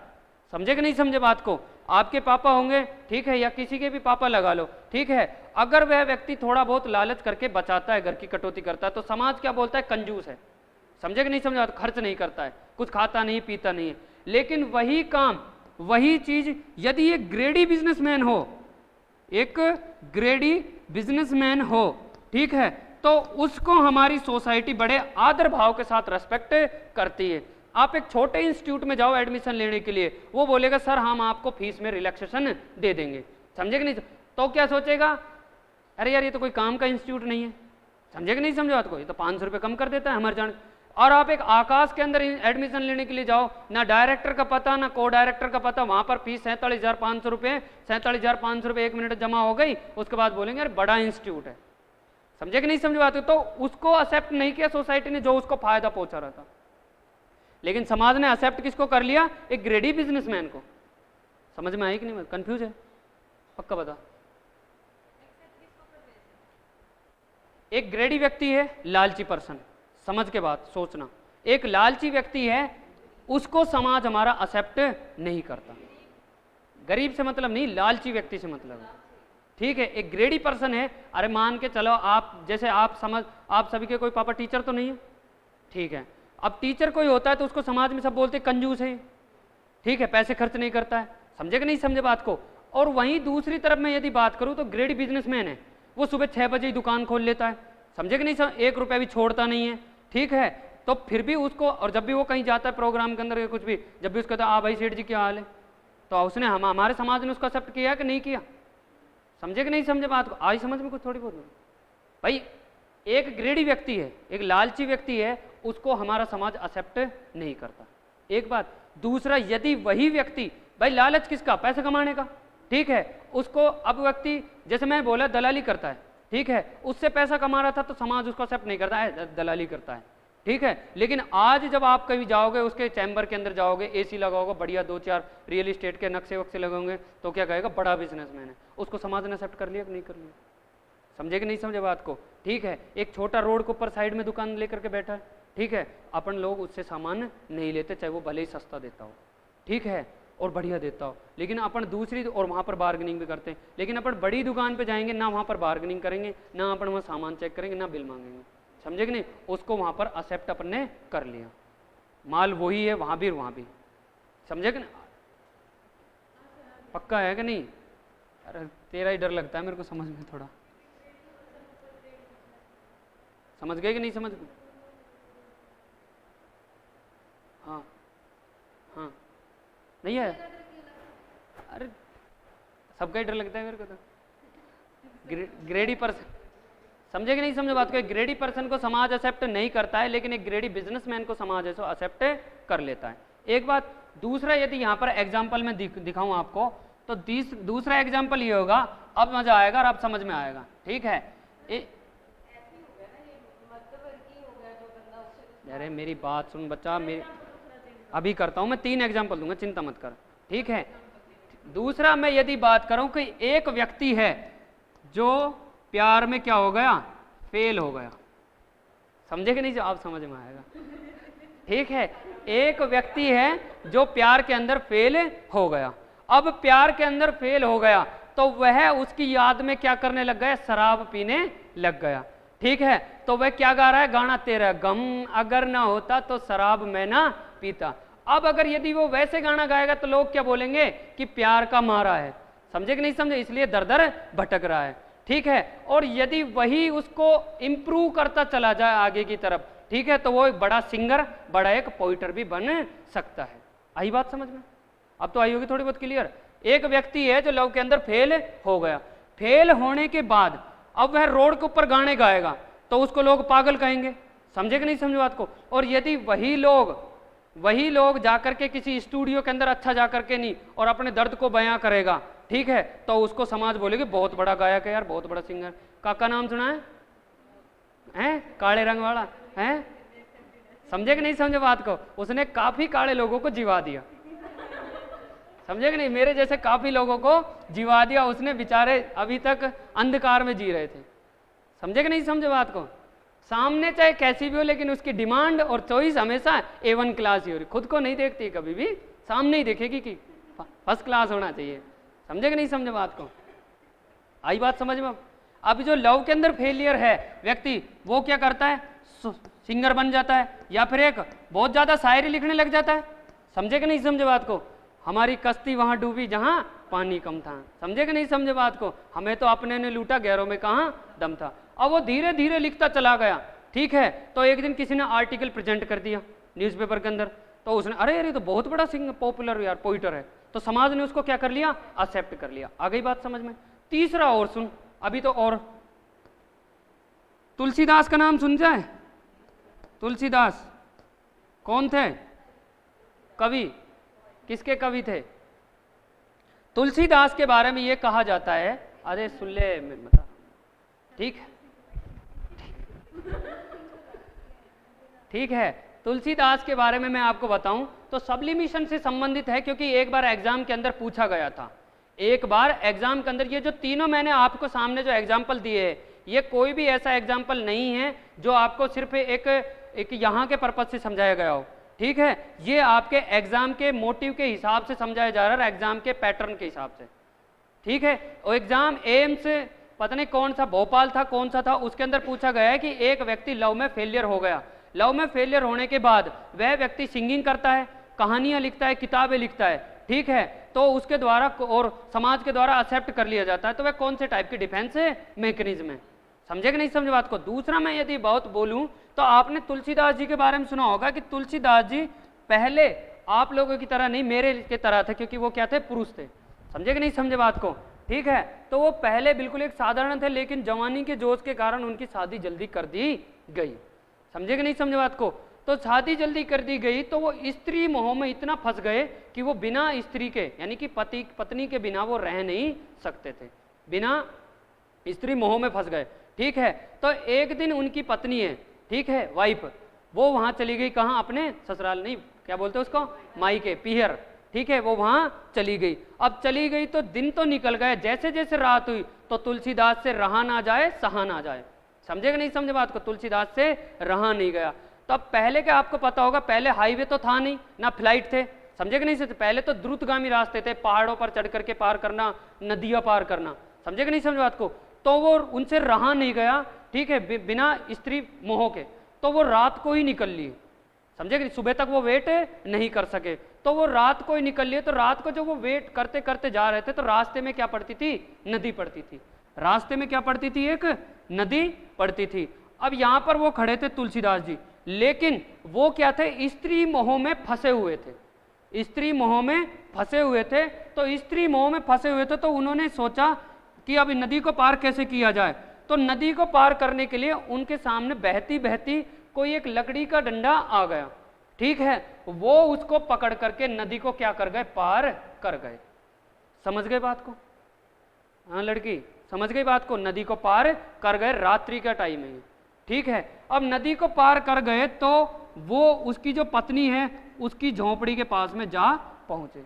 समझे कि नहीं समझे बात को? अब ये उसका था फर्स्ट फ्लोर और ये था उसकी पत्नी का सेकंड फ्लोर। समझे कि नहीं समझे बात को? तो अब उसे मालूम था कि यदि मैं पहला गेट खोलूंगा और किसी को पता लग गया कि जमाई जी रात को आए और किस काम के लिए आए, समझे कि नहीं समझे बात को? ठीक है, तो इनकी बहुत ज्यादा बुरी बेइज्जती होगी, लोग क्या सोचेंगे कि किस काम के लिए आए रात को, हरामखोर हैं, ठीक है। तो इन्होंने उचित नहीं समझा। दूसरे सेकंड फ्लोर की तरफ से एक कुछ लटका हुआ इन्हें दिखाई दिया। अब आप लोग सोचोगे कि उसकी पत्नी ने उसके लिए चुन्नी या साड़ी फेंकी होगी, समझे कि नहीं समझे बात को? ठीक है, ऐसा कुछ भी नहीं था, बाद में बताऊंगा क्या था वो, ठीक है। तो वह उसको पकड़ करके ऊपर चला गया और कहाँ एंटर कर गया? अपनी वाइफ के रूम के अंदर एंटर कर गया। समझ गए बात को? अब जैसे ही उसने उसकी पत्नी को उठाया, उसकी पत्नी एकदम से डर गई, ठीक है। अब उसकी पत्नी जब एकदम से डर गई तो उसने बोला, बता भाई इतनी रात को आने का कारण क्या है? तो बोला, मैं प्रिय तुम्हारे बिना रह नहीं सकता रात को, ठीक है। तो उसकी स्त्री को इतना गुस्सा आया, उसने कहा कि तुलसीदास तू एक स्त्री के शरीर के या मोह के चक्कर में यहाँ तक तू आया है, यदि इतनी भक्ति तू ईश्वर से रखता, ठीक है, तो तेरा आज जीवन में कोई तेरी बराबरी नहीं कर पाता। समझे कि नहीं समझे? तुलसीदास चाला जा बैकुंठ में तेरा पल्ला पकड़े ना कोई। समझे कि नहीं समझे बात को? तो उसने कहा कि यदि तूने इतना मोह मुझसे रखा है, स्त्री शरीर से रखा है, अगर इतना मोह तू ईश्वर से रखता तो तेरे से बड़ा भगत इस दुनिया में कोई नहीं होता। समझे कि नहीं समझे बात को? ठीक है, ये तो थी बाद की बात। अब उस स्त्री के सामने जब वो आया तो स्त्री ने पूछा, इतनी रात गए आए कैसे आप? तो बोला कि मैं एक रास्ते में नदी थी, वो लकड़ी आ रही थी, लकड़ी के साथ में बह करके आया, ठीक है। तो वापस आकर के देखा तो उसने वो क्या था? सांप। समझे कि नहीं समझे बात को? पहले अजगर मोटे मोटे होते थे, समझे कि नहीं समझे बात को? वो क्या था? सांप था, ठीक है। दूसरा नु कहीं वहां तक तो आ गए, ठीक है। अब उसके बाद आप यहाँ से ऊपर कैसा है, जब उसने देखा तो वहां से वापस से वो सांप ही वापस जा रहा था। समझे कि नहीं समझे बात को, यहाँ भी सांप और वहां भी सांप। उस सांप के सहारे तो उसने क्या पार करी थी, नदी, और उसी सांप के सहारे से चढ़ करके उसने कहाँ एंटरिंग की थी, अपनी वाइफ के रूप में नहीं, ठीक है। तो अब क्या हुआ, अब तुलसीदास को वो बात इतनी बुरी लगी, मर्द होता है, समझे कि नहीं समझा, बात है खटक गई, ठीक है। तो उसने उसी टाइम अपनी पत्नी का क्या कर दिया, त्याग कर दिया, उसी टाइम अपनी पत्नी का क्या कर दिया, त्याग कर दिया, ठीक है। और त्याग करने के बाद ईश्वर की भक्ति में इतना लीन हुआ, और आज आप तुलसीदास को किस नाम से जानते हो, समझे कि नहीं समझे बात को। तुलसीदास जिसने क्या सी महाभारत रामायण क्या लिखी है, गीता बीता क्या लिखी है, कुछ लिखा, हाँ, समझे कि नहीं समझे बात को, बहुत बड़ा कवि है, समझे कि नहीं समझे बात। अब अगर यदि वह काम कर रहा था तो उसे समाज में एक्सेप्टेबल नहीं था, और ये क्या हो गया, समाज में एक्सेप्टेबल हो गए। समझ गए बात को, यहाँ तक किसी को कोई दिक्कत, हाँ लड़की भावना में तो नहीं खो रही है, हैं?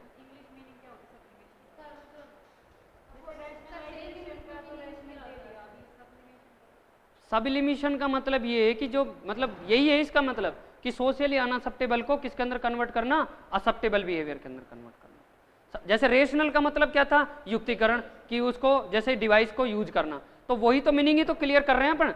सबलिमिशन का मतलब ही तो जान रहे हैं अपन, और क्या जान रहे हैं अपन भाई, सबलिमिशन का मतलब ही तो पता कर रहे हैं। अगर आपने पॉजिटिव में नाम पढ़ा देता, समझे कि नहीं समझे बात को, ठीक है। लेकिन अब क्या कर रहे हैं कि रेशनलाइजेशन का मतलब क्या होता है, कैसे काम में लेता है, सबलिमिशन का मतलब क्या होता है, कैसे काम में लेता है। तो मतलब क्या होता है कि सोशली अनअक्सेप्टेबल बिहेवियर को किसके अंदर कन्वर्ट करना, सोशली एक्सेप्टेबल के अंदर। अब वो कैसे कैसे काम में लेता है, जो कि एक व्यक्ति लव के अंदर फेलियर हो जाता है तो वो सॉन्ग गाता है, सिंगिंग करता है, तो उसके बाद उसको समाज एक्सेप्ट कर लेता है। समझ गए बात को, सबलिमिशन और रेशनलाइजेशन क्लियर है।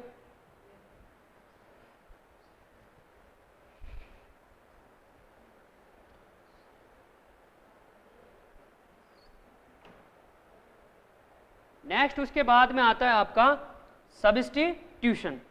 नेक्स्ट जो आपका बाद में आता है वो क्या आता है, सब्स्टिट्यूशन। अब सब्स्टिट्यूशन का मतलब मैं आपको एक वर्ड के अंदर बताऊं तो अनडिजायरेबल, अनडिजायरेबल, पिंकी कंफ्यूज तो नहीं है, अनडिजायरेबल सक्सेसफुल गोल को डिजायरेबल गोल के अंदर कन्वर्ट करना। समझे कि नहीं बात को, कि अनडिजायरेबल, समझे कि नहीं समझ बात को, सक्सेसफुल गोल को डिजायरेबल सक्सेसफुल गोल के अंदर कन्वर्ट करना। एक बात, दूसरा इसका मीनिंग अब आपको समझ में आएगा, to satisfy self, to satisfy self. समझे कि नहीं समझे बात को। अब एक व्यक्ति है, आप लोगों में से किसी ने नीट का पेपर दिया है, नीट तो नहीं चलता होगा, HRPMT चलता होगा, हरियाणा प्री मेडिकल टेस्ट, समझे कि नहीं समझे, अरे चलता था कि नहीं चलता था, हरियाणा प्री मेडिकल टेस्ट हैं, AIPMT, ठीक है। तो AIPMT जब आपने टेस्ट दिया होगा तो AIPMT से आप क्या बनती, इसी का सपना देखा था, समझे कि नहीं समझ, फिर क्यों दिया था, पेपर में बैठने के लिए, ठीक है। अब मान के चलो कि AIPMT का पर्पज क्या था, अपना MBBS बनना, उसके हिसाब से उसने क्या दिया था, एग्जाम दिया था। लेकिन क्या हुआ, किसी कारणवश से वो आदमी पास से एग्जाम के अंदर नहीं हो पाया, एग्जाम के अंदर क्या हो गया, फेल हो गया। अब एग्जाम के अंदर फेल हो गया, लेकिन उसकी इच्छा क्या थी कि मैं मेडिकल फील्ड के अंदर ही रहूं, उसकी इच्छा क्या थी, मैं मेडिकल फील्ड के अंदर ही रहूं। तो उसने क्या किया कि अनडिजायरेबल सक्सेसफुल गोल को, समझे कि नहीं, किसके अंदर कन्वर्ट कर लिया, डिजायरेबल सक्सेसफुल गोल के अंदर कन्वर्ट कर लिया, और किसके अंदर, BSc नर्सिंग उसने कर ली, और कहाँ चला गया, वो नर्सिंग फील्ड के अंदर चला गया। समझे कि नहीं समझे बात को। दूसरा यही है, सीधी सी बात, कि एक व्यक्ति है, नीट का पेपर दिया, नीट का पेपर देने के बाद पेपर में पास नहीं हुआ, अब डॉक्टर तो बन नहीं सकता, समझे कि नहीं समझे बात को। तो उसने क्या किया, BSc नर्सिंग में एडमिशन ले लिया, और BSc नर्सिंग में एडमिशन लेने के बाद भी वो मेडिकल फील्ड या नर्सिंग फील्ड से ही संबंधित रहेगा।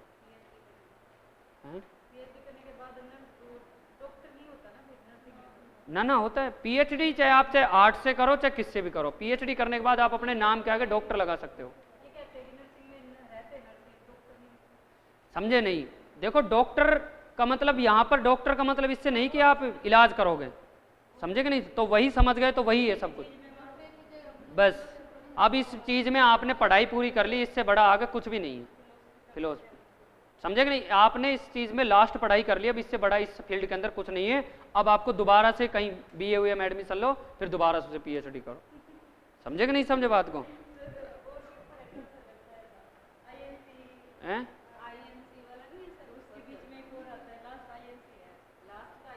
अरे पीएचडी है ना, पीएचडी कर लिया, कोई आईएनसी वाईएनसी कुछ नहीं, इंडियन नर्सिंग काउंसिल है आईएनसी, समझे कि नहीं समझे बात? तो इंडियन नर्सिंग काउंसिल तो एक कमेटी है, तो उसमें तो क्या करना, वो तो सरकारी संस्था, उसमें जाकर बैठ जाओ। अरे आपके हरियाणा की यूनिवर्सिटी है पंडित भगवत दयाल दीनदयाल, समझे कि नहीं समझे बात को? अब ये पीएचडी कराती है, ठीक है। अब ये अपनी हरियाणा नर्सिंग काउंसिल है एचआरएनसी, समझे कि नहीं समझे बात को? अब ये कोई काउंसिल हो गई, अब इसके अंदर आपको क्वालिफिकेशन चाहिए कि आप ये क्वालिफिकेशन करने के बाद आप यहाँ पर बन सकते हो कुछ भी।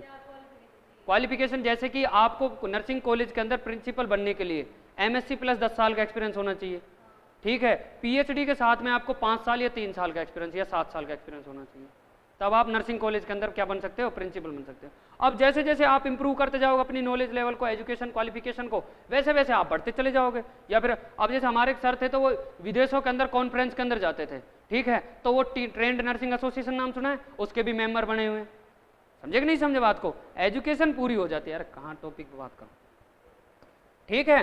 सेटिस्फाई सेल्फ, या फिर अपने आप को सेटिस्फाई करना, ये किसके अंदर आता है? अपना सब्स्टिट्यूशन के अंदर, ठीक है। नेक्स्ट उसके बाद में आती है आपकी, यहाँ तक ये इसमें कोई दिक्कत नहीं, टू सेटिस्फाई सेल्फ। आपका यहाँ पर जो क्वेश्चन आएगा वो ये आएगा कि एक लड़का है, जो अभी तक पूछा गया क्वेश्चन, अभी तक यही पूछा गया है कि एक व्यक्ति है या फिर एक व्यक्ति जो आईएएस बनना चाह रहा था वो आईएएस नहीं बन पाया, ठीक है, वो पटवारी बन गया, समझे कि नहीं समझे बात को? तो व्यक्ति कौन से टाइप की डिफेंस मैकेनिज्म फॉलो कर रहा है, तो कौन से टाइप की अपनी सब्स्टिट्यूशन, समझ गए बात को? नेक्स्ट उसके बाद में आती है आपकी कौन सी?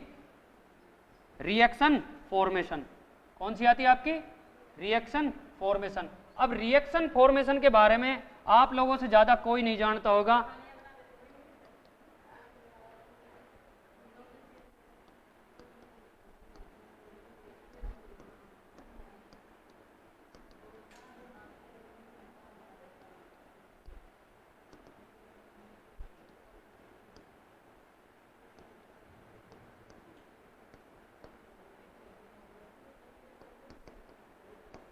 बीच में बात क्यों करती हूँ ये बता, या तो टीचर में फॉल्ट, नहीं तो मेरे से बात करो ना, ठीक है।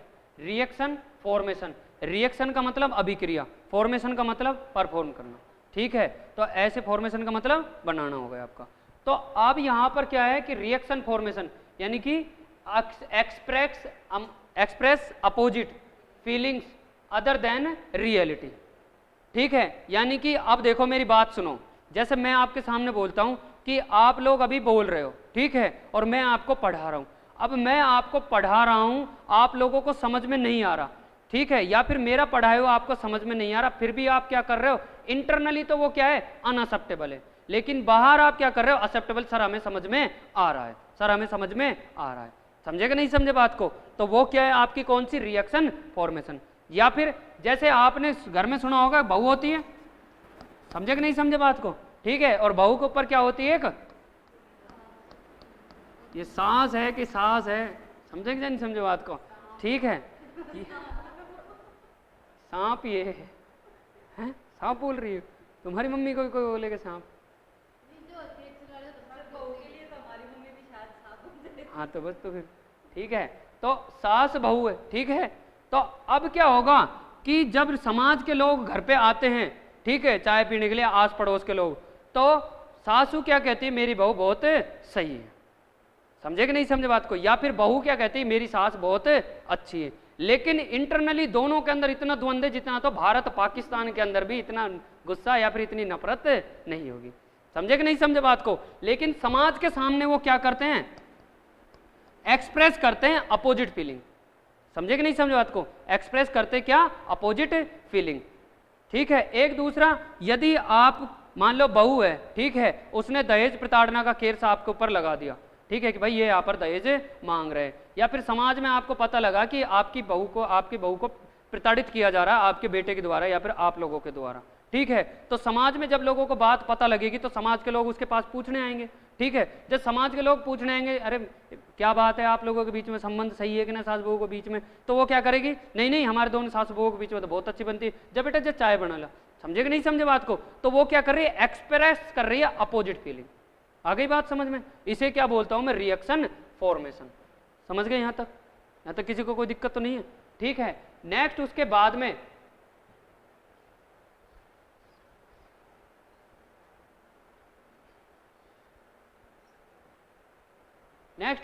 में आता है आपका identification.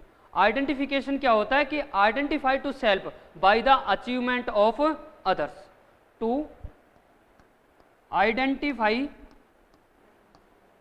Self by the achievement of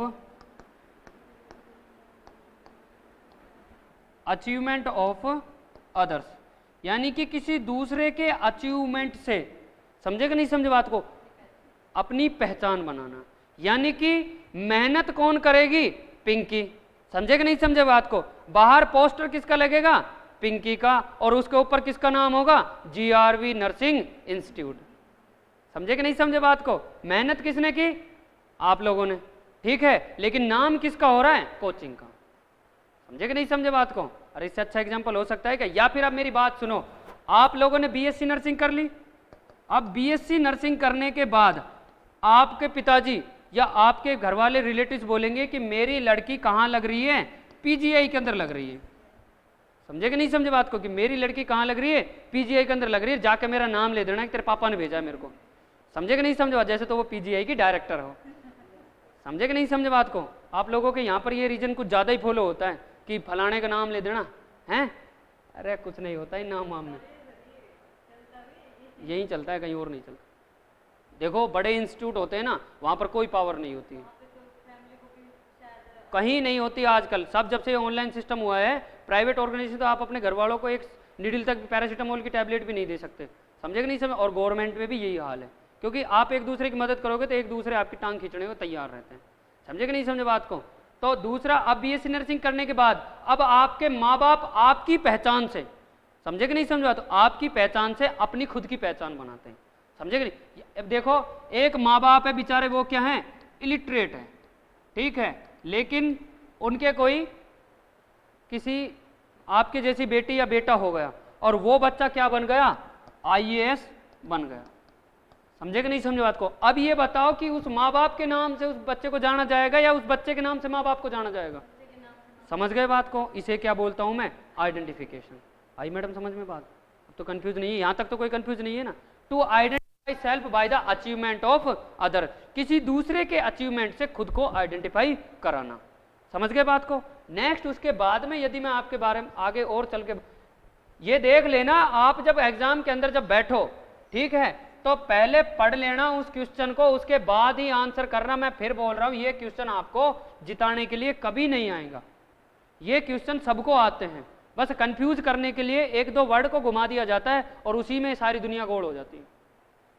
समझे कि समझे बात को? अगर नहीं आए तो छोड़ आना, लेकिन रिस्क मत लेना, क्योंकि 1/4 की नेगेटिव मार्किंग होती है एम्स नॉर सेट के अंदर। समझे कि नहीं समझे बात को? ठीक है। नेक्स्ट उसके बाद में आता है आपका transference. Transference, to transfer his positive feeling towards others. अब देख मेरी बात सुन, ठीक है, to transfer his positive feeling towards other. RA के college MSc nursing entrance exam 2021, 27 जून 2021। समझे कि नहीं समझे बात को? ठीक है, उसके अंदर आया था, which not following type of defence mechanism which is not following type of defence mechanism, इनमें से कौन से प्रकार का डिफेंस मैकेनिज्म नहीं है। अब मत बोलना कि सर क्या लिख रहे हो, सुन ले मेरी बात, ठीक है।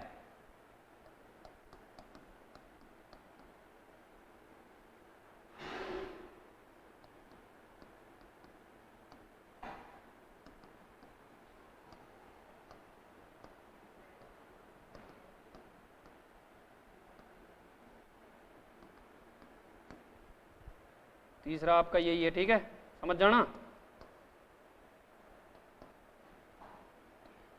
ट्रांसपेरेंस है आपका। अब बता,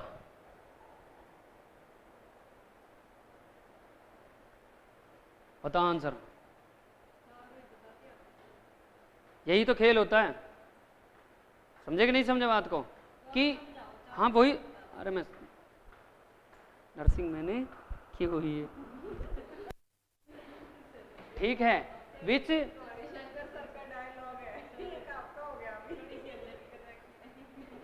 हमारी तो चल रही है अभी,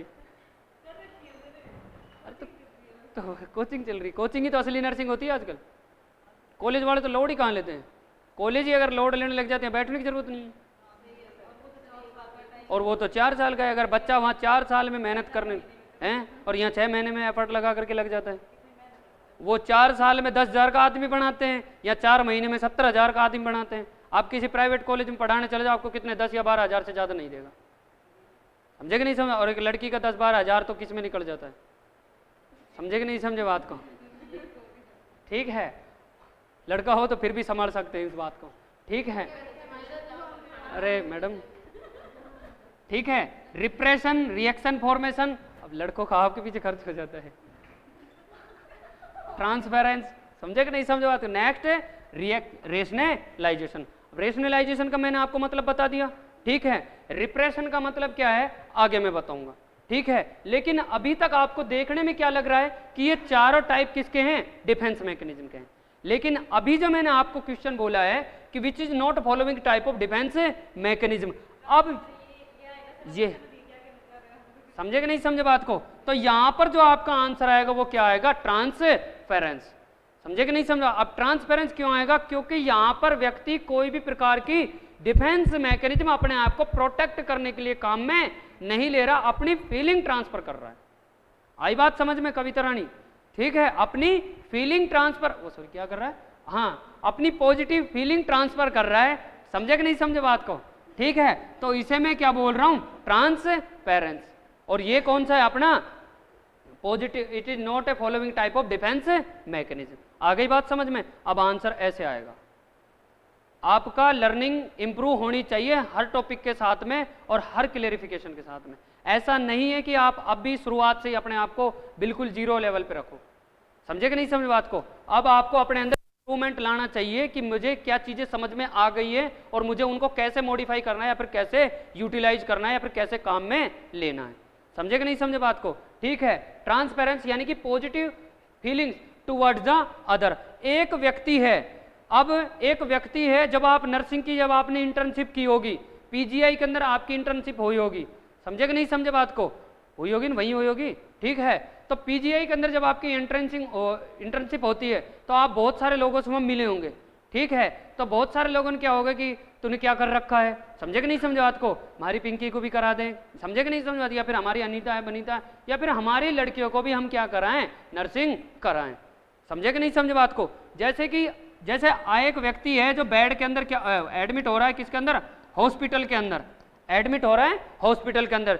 जब सुबह आप तैयार होकर के, सुबह नहा धो करके ड्यूटी पे जाती थी, ठीक है, तो कई लोगों ने आपसे बोला होगा कि आप तो मेरी बेटी जैसी हो। वो अलग बात है कि लड़के कुछ और समझते हैं, समझे कि नहीं समझे बात को। लेकिन कुछ लोगों ने आपको समझा होगा कि बिल्कुल मेरी बेटी जैसी है, तो उसने अपनी पॉजिटिव फीलिंग किसकी तरफ ट्रांसफर की, आपकी तरफ, समझे कि नहीं समझे। अब जो क्वेश्चन आएगा आपके सामने एम्स के एग्जाम के अंदर, वो क्वेश्चन ये आएगा कि एक व्यक्ति है एडमिट इन हॉस्पिटल, समझे कि नहीं समझे बात को। अब वो नर्स को देख करके क्या कहता है कि लाइक एज माई डॉटर, ये मेरी बेटी जैसी है। तो कौन से टाइप की डिफेंस मैकेनिज्म है, समझे कि नहीं समझे बात को, या फिर किस टाइप की मैकेनिज्म वो काम में ले रहा है, वो आपको आंसर दे करके पूछेगा, तो वहां पर क्या आएगा आपका नाम, ट्रांसफेरेंस, क्योंकि अपनी पॉजिटिव फीलिंग को ट्रांसफर कर रहा है दूसरे की तरफ। यहां तक समझ में आ गई बात, किसी को कोई दिक्कत? ठीक है। नेक्स्ट आगे चल करके बात करूं तो मैं बात करूंगा अब अनडूइंग के बारे में। तो यहां पर कंफ्यूज नहीं होना कि सर आपने सब्लिमिशन में बोला था वही आप कहीं यहां तो नहीं बोल रहे, समझे कि नहीं समझे बात को? ठीक है, तो मैं यहां पर जो बोलूंगा अनडूइंग के अंदर बोलूंगा कि प्रीवियसली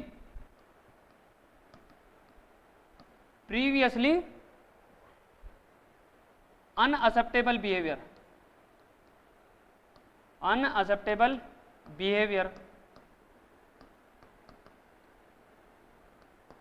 को एक्सेप्टेबल बिहेवियर के अंदर कन्वर्ट करना। प्रीवियसली अनअक्सेप्टेबल को किसके अंदर कन्वर्ट करना, एक्सेप्टेबल के अंदर। यानी कि आपने सुना देखा होगा आपके परिवार के अंदर कि छोटा बच्चा होता है, घर में सबके भाई होगा छोटा, ठीक है। अब छोटा भाई जब होगा, ठीक है, तो वो सुबह सुबह उठने में या फिर स्कूल जाने में आनाकानी करता है। जब आनाकानी करता है तो क्या होता है, जब उसकी मम्मी कह के करके उससे थक चुकी होती है तो वो क्या कहती है कि तेरे पापा के पास जा, और पापा के पास में ब्रह्मास्त्र होता है, समझे कि नहीं समझे? पापा नाम ही खुद ही ब्रह्मास्त्र होता है, ठीक है। तो जैसे ही पापा जाता है और उसके 2-4 तपाक देनी लगाता है और वो तुरंत 5 मिनट के अंदर तैयार होकर के बाहर आ जाता है, मेरे को स्कूल जाना है। अब पापा के द्वारा कैसा परफॉर्म किया गया बिहेवियर, अनअक्सेप्टेबल, थप्पड़ मारा गया। अब उसको पता है कि थप्पड़ मारा है, ठीक है, वो नाराज हो गया। तो अब जब शाम को पापा घर पे आएंगे, समझे कि नहीं समझे बात को? जब शाम को पापा घर पे आएंगे तो उसके लिए क्या लेकर के आएंगे, चॉकलेट लेकर के आएंगे, समझे कि नहीं समझे बात को? तो पापा उसके लिए क्या लेकर आएंगे, चॉकलेट लेकर के आएंगे। अब चॉकलेट लेकर के आएंगे यानी कि मेरी सुबह की गलती को बच्चा माफ कर और अब तू आराम से चॉकलेट खा, समझे कि नहीं समझे बात को? या फिर एक व्यक्ति है, उसकी अपनी वाइफ से लड़ाई हो गई, ठीक है, उसने उसको सुबह उसको तोड़ फोड़ कर दी घरवाले के साथ में, ठीक है, करने के बाद अरे 2-4 रख दी, ठीक है। उसके बाद अब उसको जब दिन में टिफिन आया तो उसका टिफिन क्या था, उसमें खाने की जगह पत्थर भरे हुए थे, समझे कि नहीं समझे बात को? ठीक है, तो उसने समझ गया कि माहौल कुछ ज़्यादा ही गर्म है। उसी टाइम उसको क्या मिलनी थी, शाम को सैलरी मिलनी थी, ठीक है। उसने शाम को सैलरी ली और फटाक देनी से कपड़े वाले की दुकान पर गया और वहाँ पर से एक रेड कलर की साड़ी उसने ले ली, ठीक है। और दूसरा वो फ्लावर पॉट की दुकान पर गया और उसने वहाँ से एक गुलदस्ता भी ले लिया, समझे कि नहीं समझे बात को? अब ये दोनों चीज़ें लेने के बाद वो शाम को अपनी पत्नी के सामने जाता है। पहले तो वो मुंह फुलाए हुए रहती है, लेकिन जब साड़ी और फूल देखती है तो वो बिल्कुल खुश हो जाती है और पति, हाँ ठीक है, अब जो भी है मेरे को तो पता नहीं, तो या तो उसकी पूर्ति कहीं दूसरी जगह से हो रही होगी, समझे कि नहीं समझे बात का? ऐसा भी तो हो सकता है, क्योंकि चाहने वाले बहुत कम मिलते हैं, ठीक है, चाहने वाले और चाहने वाली, ठीक है, बहुत कम मिलते हैं। नेक्स्ट अनअक्सेप्टेबल बिहेवियर को एक्सेप्टेबल बिहेवियर के अंदर कन्वर्ट करना, ठीक है। यहाँ तक किसी को कोई दिक्कत? कि एक व्यक्ति है जो क्या करता है, सुबह अपने बच्चे को डांट करके चला जाता है, डांटने के बाद शाम को उसके लिए क्या लेकर के आता है, चॉकलेट लेकर के आता है। तो उसके द्वारा कौन से टाइप की डिफेंस मैकेनिज्म परफॉर्म की जा रही है, अनडूइंग टाइप की। यानी कि पहले उसने क्या कर दिया, अनडूइंग, समझे कि नहीं समझे बात को? अब वो क्या कर रहा है, उसको डूइंग कर रहा है, सही करने की कोशिश कर रहा है, समझ गए बात को? नेक्स्ट उसके बाद में आता है आपका रिप्रेशन। नेक्स्ट उसके बाद में क्या आता है आपका, रिप्रेशन।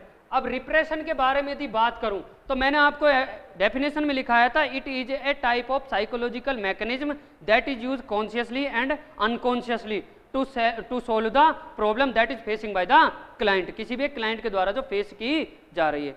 तो यहाँ पर जो आपकी जो रिप्रेशन है, वो रिप्रेशन एक स्पेशल टाइप की, या फिर मैं बोलूं एक ये अकेली टाइप की ऐसी डिफेंस मैकेनिज्म है जिसको कि कैसे काम में लिया जाता है, अनकॉन्शियसली। याद रख लेना, अनकॉन्शियसली काम में ली जाने वाली कौन से टाइप की डिफेंस मैकेनिज्म है, repression, unconsciously.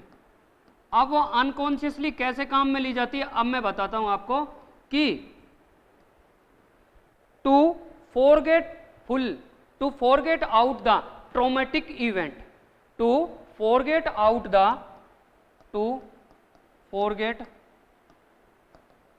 The traumatic event that arise anxiety, तसल्ली रख ले अब, दैट इज अराइज एंजाइटी। समझे कि नहीं समझे बात को, कि forget out the traumatic event that arise anxiety, यानी कि एक ऐसी वो क्या बोलूं इवेंट को, या जो ऐसी कोई घटना को रोक भूल जाना। समझे कि नहीं समझे बात को, जो क्या करती है एंजाइटी को अराइज करती है, जो क्या करती है एंजाइटी को अराइज करती है। अब वो कैसे करेगी कि एक व्यक्ति है, एक बच्चा है, बचपन में उसके पापा की क्या हो गई, डेथ हो गई, बचपन में उसके पापा की क्या हो गई, डेथ हो गई। धीरे धीरे वो क्या कर जाता, उसको भूल जाता है। समझे कि नहीं समझे बात को, धीरे धीरे क्या हो जाता है, वो उसको भूल जाता है। एक बात। दूसरी बात, यदि बचपन में किसी को क्या काट जाता है, डॉग बाइट। समझे कि नहीं समझे बात को, डॉग बाइट करता है, लेकिन धीरे धीरे वो उस चीज को क्या है, भूल जाता है। लेकिन याद कब आती है, जब कुत्ते को सामने देखता है। समझे कि नहीं समझे बात को, कि इसके काटने से कितना भयंकर दर्द होता है और कितने इंजेक्शन लगवाने पड़ते हैं। समझे। अब दूसरी यदि मैं बात करूं, तो ये तो आपको समझाने के लिए सिर्फ एक छोटी सी चीज हो गई। अभी जो इसका जो स्पेशल मीनिंग है, तो जो सिगमंड फ्रूड है उसने हमारे माइंड के 3 लेवल बताए थे। सिगमंड फ्रूड के द्वारा हमारे माइंड के कितने लेवल बताए गए थे, 3 लेवल। एक तो आपका कौन सा बताया गया था, कॉन्शियस लेवल। एक तो आपका कौन सा बताया गया था, कॉन्शियस। दूसरा कौन सा बताया था आपका, सेमी कॉन्शियस। और तीसरा कौन सा बताया था आपका, अनकॉन्शियस। समझ गए बात को, यहां तक सही हूं मैं, ठीक है। अब कॉन्शियस का मतलब क्या है, कि जिस माइंड से अभी आप बैठे हो। समझे कि नहीं समझे बात को। और सेमी कॉन्शियस माइंड को अपन बोल सकते हैं ब्रेन, चौकीदार। समझे कि नहीं समझे बात को, जो कि अपने अनकॉन्शियस और कॉन्शियस के बीच में अपने को कोऑर्डिनेट करके रखता है। और अनकॉन्शियस का मतलब है कि आपने कोई चीज बहुत पहले पढ़ी थी या बहुत पहले चीज कही थी, लेकिन वो समय के अनुसार धीरे धीरे कहाँ चली गई, आपकी अनकॉन्शियस माइंड के अंदर चली गई। जैसे कि एक लड़का एक लड़की से प्यार करता था। समझे कि नहीं समझ। अब प्यार करने के बाद उस लड़की ने उसको क्या कर दिया, धोखा दे दिया, या फिर ब्रेकअप हो गया। अब ब्रेकअप होने के बाद अब वो लड़की को क्या था, कि पहले तो लड़के को उसकी सारी चीजें याद रहती थी, कि आज जन्मदिन उसका क्या है, आज उसके भाई का जन्मदिन कितनी तारीख को है, उसकी माँ का जन्मदिन कितनी तारीख, क्योंकि लड़के को तो बहाना चाहिए था। समझे कि नहीं समझ बात को। लेकिन अब उसका ब्रेकअप हो गया, तो धीरे धीरे वो चीज कहाँ चली जाएगी, उसके अनकॉन्शियस माइंड के अंदर। समझे कि नहीं समझे बात को, ठीक है। क्योंकि यदि याद आएगा तो फिर वो चीजें क्या करेगी, उसको एंजाइटी अराइज करेगी, तो वो धीरे धीरे कहाँ चली जाएगी, अनकॉन्शियस माइंड के अंदर चली जाएगी। ऐसे ही वो छोटा बच्चा है, उसके पिताजी की डेथ हो गई, ठीक है। कुछ समय तक तो वो कहाँ थी, कॉन्शियस के अंदर, फिर कहाँ चली गई, सेमी कॉन्शियस, और धीरे धीरे जब तक वो बड़ा हुआ कहाँ चली गई, अनकॉन्शियस के अंदर। समझ गए बात को। लेकिन अब एक व्यक्ति को क्या किया, डॉग बाइट कर गया। अब समझना बात ढंग से, एक व्यक्ति को डॉग बाइट कर, पहले तो इसका मतलब समझ गए अनकॉन्शियस का, कि to forgetful the traumatic event that cause anxiety, जो कि एंजाइटी कोज करती है। ऐसी ट्रॉमेटिक इवेंट को भूल जाना, कैसे, अनकॉन्शियस रूप से, कि मेरे साथ कोई घटना हुई थी पहले, ठीक है। एक डॉग बाइट ने उसको काटा था, या फिर एक लड़की है जो लिफ्ट से गिर गई, ठीक है, आप ये भी बता सकते हो, ठीक है। जब डॉग बाइट किया तो उसके पास में, जब वो तो 2 साल का था, ठीक है, लेकिन वो 30 साल की होने के बाद भी जब भी कुत्ते को देखती है, जब भी उसको डर लगता है। समझे कि नहीं समझे बात को, क्योंकि उसके दिमाग में कहीं ना कहीं अनकॉन्शियस माइंड के अंदर ये चीजें स्टोर है, कि कुत्ते के खाने से क्या होता है, परेशानी बहुत ज़्यादा होती है, बहुत ज़्यादा दर्द होता है, बहुत ज़्यादा इंजेक्शन या ट्रीटमेंट लेना पड़ता है। समझे कि नहीं समझे बात। या फिर आप लोगों ने देखा होगा कि किसी के सामने कोई व्यक्ति किसी को डेथ होते देख लेता है, समझे कि नहीं। या फिर आपने जो देखा होगा कोई भूत ऊत देख लेते हैं सब लोग, समझे कि नहीं समझे बात को। तो वो जब बचपन में देख लेता है, तो वो जब वो बड़ा होता है तो अनकॉन्शियस के अंदर चली जाती है, ठीक है। तो वो अनकॉन्शियस से आ करके उसके माइंड के अंदर तो है वो चीज़ें, वो धीरे धीरे कहाँ चली जाती है, कॉन्शियस माइंड के अंदर आ जाती है। या फिर आप बोलो कि उसको दोबारा से वो चीज़ें कभी ना कभी एक्टिव हो जाती है, एग्रीवेशन हो जाता है उन चीज़ों का, तो वो चीज़ें क्या करने लग जाती है, उसको परेशान करने लग जाती है। तो वो चीज़ें क्या करने लग जाती है, उसको परेशान करने लग जाती है। इस टाइप के डिसऑर्डर को मैं क्या बोलता हूँ, पोस्ट ट्रॉमेटिक स्ट्रेस डिसऑर्डर। समझे कि नहीं समझे बात को, कि मेरे साथ पहले कोई घटना घटी थी, समझे कि नहीं समझ, उसको बहुत लंबा टाइम हो गया, लेकिन वो कहीं ना कहीं मेरे ब्रेन के अंदर जा करके स्टोर हो गई। अब वो प्रॉब्लम मुझे दोबारा से अराइज हो रही है, तो उस प्रॉब्लम का क्या नाम है, पोस्ट ट्रॉमेटिक स्ट्रेस डिसऑर्डर।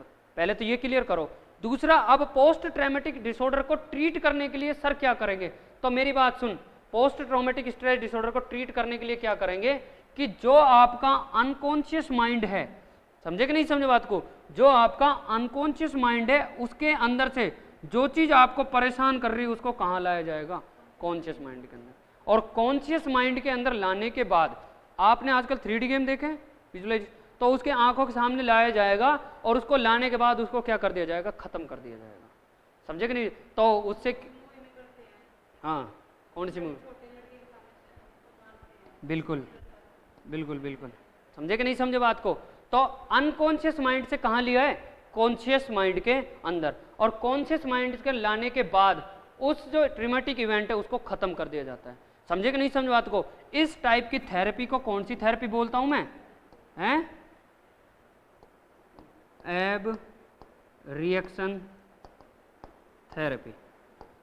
आई बात को मैं समझ में कुछ, एब रिएक्शन थेरेपी, यानी कि अभी आप क्वेश्चन आएगा कि अनकॉन्शियस इवेंट को कॉन्शियस में लाना, ठीक है, और उसके बाद उसको क्या कर देना, खत्म कर देना। ये कौन से टाइप की थेरेपी के अंदर काम में लिया जाता है, कौन से टाइप की, एब रिएक्शन थेरेपी के अंदर काम में लिया जाता है। आगे यहाँ तक समझ में, किसी को कोई दिक्कत, अभी तक किसी को कोई दिक्कत तो नहीं, क्या तकलीफ है। हाँ तो जिनको प्रॉब्लम होती है तो थेरेपी ट्रीटमेंट का मतलब क्या है। अब फीवर बोले कि सर एक ही आदमी को होता है, तो ऐसा संभव है क्या, फीवर तो सभी को हो सकता है।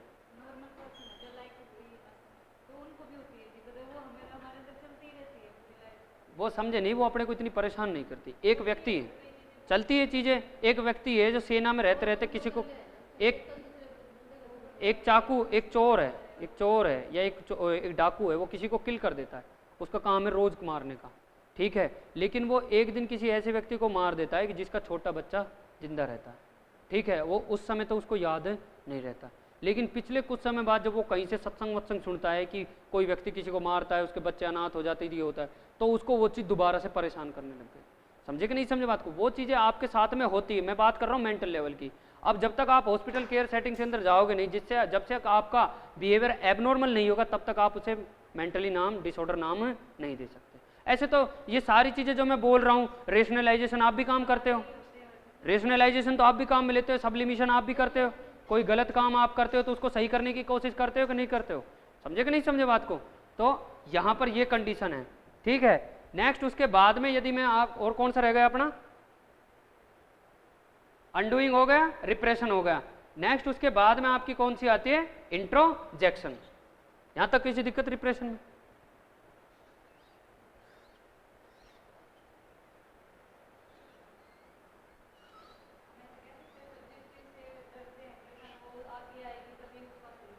हाँ हाँ तभी तो होगा। नहीं नहीं नहीं नहीं, ऐसे सॉल्यूशन आपने देखो, आप उस चीज़ को जब तक आपका अनकॉन्शियस माइंड में है तब तक आप उस चीज़ का पूरा डर खत्म नहीं कर दोगे। अब आपसे कोई कहे कि आप शमशान में रुक सकते हो, नहीं रुक सकता, समझे कि नहीं समझे बात, क्योंकि आपके अंदर फियर प्रेजेंट है।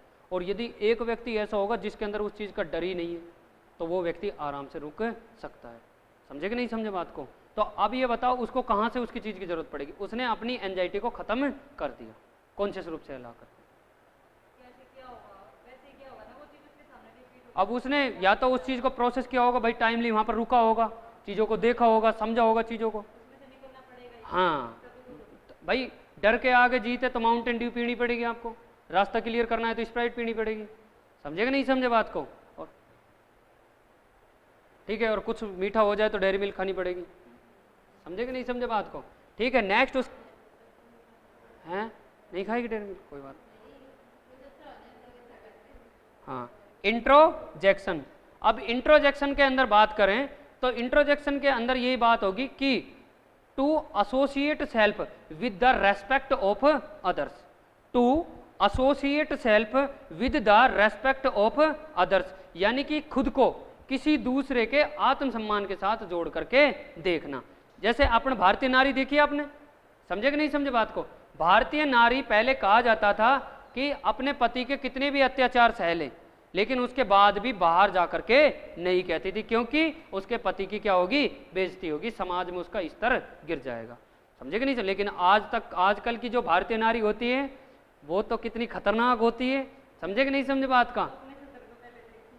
समझे कि नहीं? वो पहले अपने स्तर को देखती, बाद में किसी दूसरे के स्तर को देखती, और देखती नहीं किसी दूसरे के स्तर को, बस सिर्फ अपना स्तर बनाने में लगी रहती। अब उसके लिए फिर चाहे उसे किसने कई स्तर गिराना पड़े। समझे कि नहीं समझे बात को? तो यहां पर क्या है, introduction to associate self, to associate self with the respect of others, यानी कि दूसरे के रेस्पेक्ट से खुद को जोड़ करके देखना। एक व्यक्ति हॉस्पिटल के अंदर भर्ती है, एक व्यक्ति हॉस्पिटल के अंदर भर्ती है, अब भर्ती होने के बाद वो क्या सोच रहा है कि जैसा आपको लोगों को मालूम होगा कि आपने जब काम किया होगा तो 2-3 दिन जो बेड एडमिट रह लेता है मरीज, ठीक है, उसके बाद तो वो खुद ही सर्जन फिजिशियन बन जाता है। आपसे बोलता है आप कैनुला मान लो गलती से नहीं भी लग रहा है तो ए बिरा एन ऐसे करके लगा, ऐसे करके लगा। समझे कि नहीं समझे बात? अरे तो भाई तसल्ली तो रख, हैं लगाने का काम हमारा है। समझे कि नहीं? या फिर ये गोली आपके जाने से पहले टैबलेट ले लेगा वो। समझे कि नहीं समझे बात को? आपने बोला 10-55 पे लेना, वो 10-50 पे लेकर रेडी रहेगा। समझे कि नहीं समझे बात को? या फिर कोई भी काम आप जैसे भूल भी गए, आप बिजी भी हो गए, मैडम 7 बजे आपको मेडिसिन लगानी है। समझे कि नहीं समझे बात को? तो वो क्या कर रहा है, अब दूसरा यहाँ पर जो सवाल आएगा कि एक पेशेंट है, ठीक है, वो भर्ती है एडमिट के अंदर, लेकिन अब वह क्या बनना चाहता है, डॉक्टर बनना चाहता है। समझे कि नहीं समझे बात को? अब वह क्या बनना चाहता है, डॉक्टर बनना चाहता है, क्योंकि हमारे समाज के अंदर जो सबसे ज्यादा जो सम्मान की भावना देखी जाती है वो कौन से कौन से प्रोफेशन के अंदर देखी जाती है, अपने मेडिकल लाइन के अंदर, डॉक्टर के अंदर। एक आईएएस भी होता है तो वो भी उसको रेस्पेक्ट, अभी आपने कोविड के अंदर देखा होगा कि डॉक्टर को कितना रेस्पेक्ट दिया जाता है।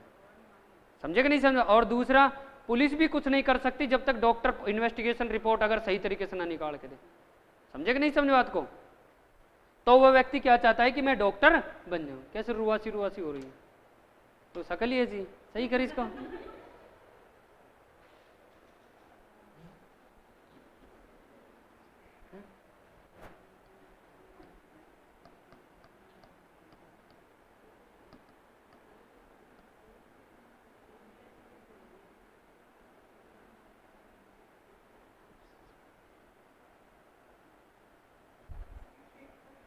ये क्या चीज आ गई, मैंने तो कुछ पे क्लिक नहीं किया, ऐसे ब्लेम करती रहती हूँ।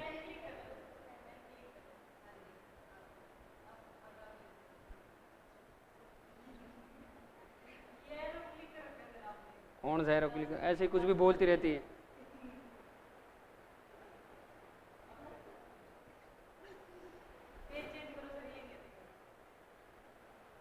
पेज चेंज करना होता तो फिर मरवाएगी। पेज चेंज करते थे इतनी देर से,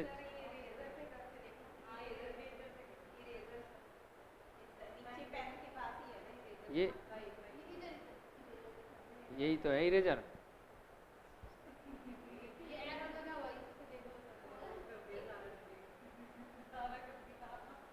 चलो कंपनसेशन की बात करता हूं मैं, लास्ट ही रह रहा था उसके अंदर, तो कंपनसेट करेगी बता, कंपनसेशन, ठीक है। कंपनसेशन मतलब क्या है, समझ में नहीं आ रहा क्या? ओवर हो गया माइंड है?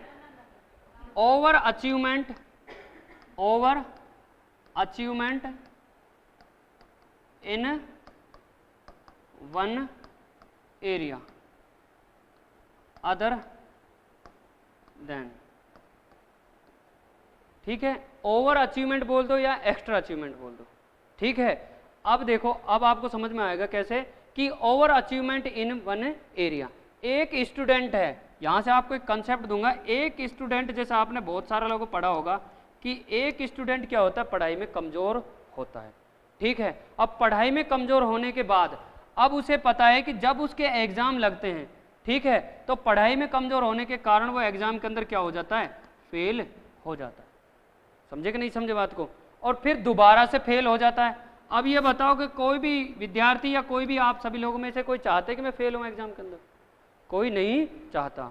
तो अब क्या हो रहा है, जब वो लगातार फेल हो रहा है तो फेल होने के कारण उसका किसका लेवल इंक्रीज हो रहा है, एंजाइटी का। हो रहा है कि नहीं हो रहा? समझे कि नहीं समझे बात को? और उसी के साथ साथ उसका इंक्रीज किसका लेवल हो रहा है, स्ट्रेस का, यानी कि उसकी स्ट्रेस और एंजाइटी का लेवल इंक्रीज हो रहा है, ठीक है। तो अब वह परेशान हो गया कि मैं करूं क्या। तो लेवल जब इंक्रीज होगा तो उसने अपनी वीकनेस को कहाँ पर देखा, कन्वर्ट किया स्ट्रेंथ के अंदर, और उसकी स्ट्रेंथ कहाँ थी, हैं कहाँ थी, और उसकी जो स्ट्रेंथ थी वो कहाँ थी, प्लेइंग क्रिकेट। समझे कि नहीं समझे बात को, उसकी जो स्ट्रेंथ कहाँ थी, प्लेइंग क्रिकेट। अब वो प्लेइंग क्रिकेट के अंदर अपनी स्ट्रेंथ को काम में लेने लगा। पढ़ाई में तो वो क्या था, कमजोर हो रहा, सक्सेसफुल नहीं हो पा रहा था, बार बार फेल हो रहा था, जिसके कारण उसकी एंजाइटी स्ट्रेस बढ़ रही थी, क्योंकि समाज में उसको उतना सम्मान नहीं मिल रहा था। लेकिन अब जो मैं शब्द बोलूंगा वो एग्जाम में पूछा गया है, एम्स रायपुर,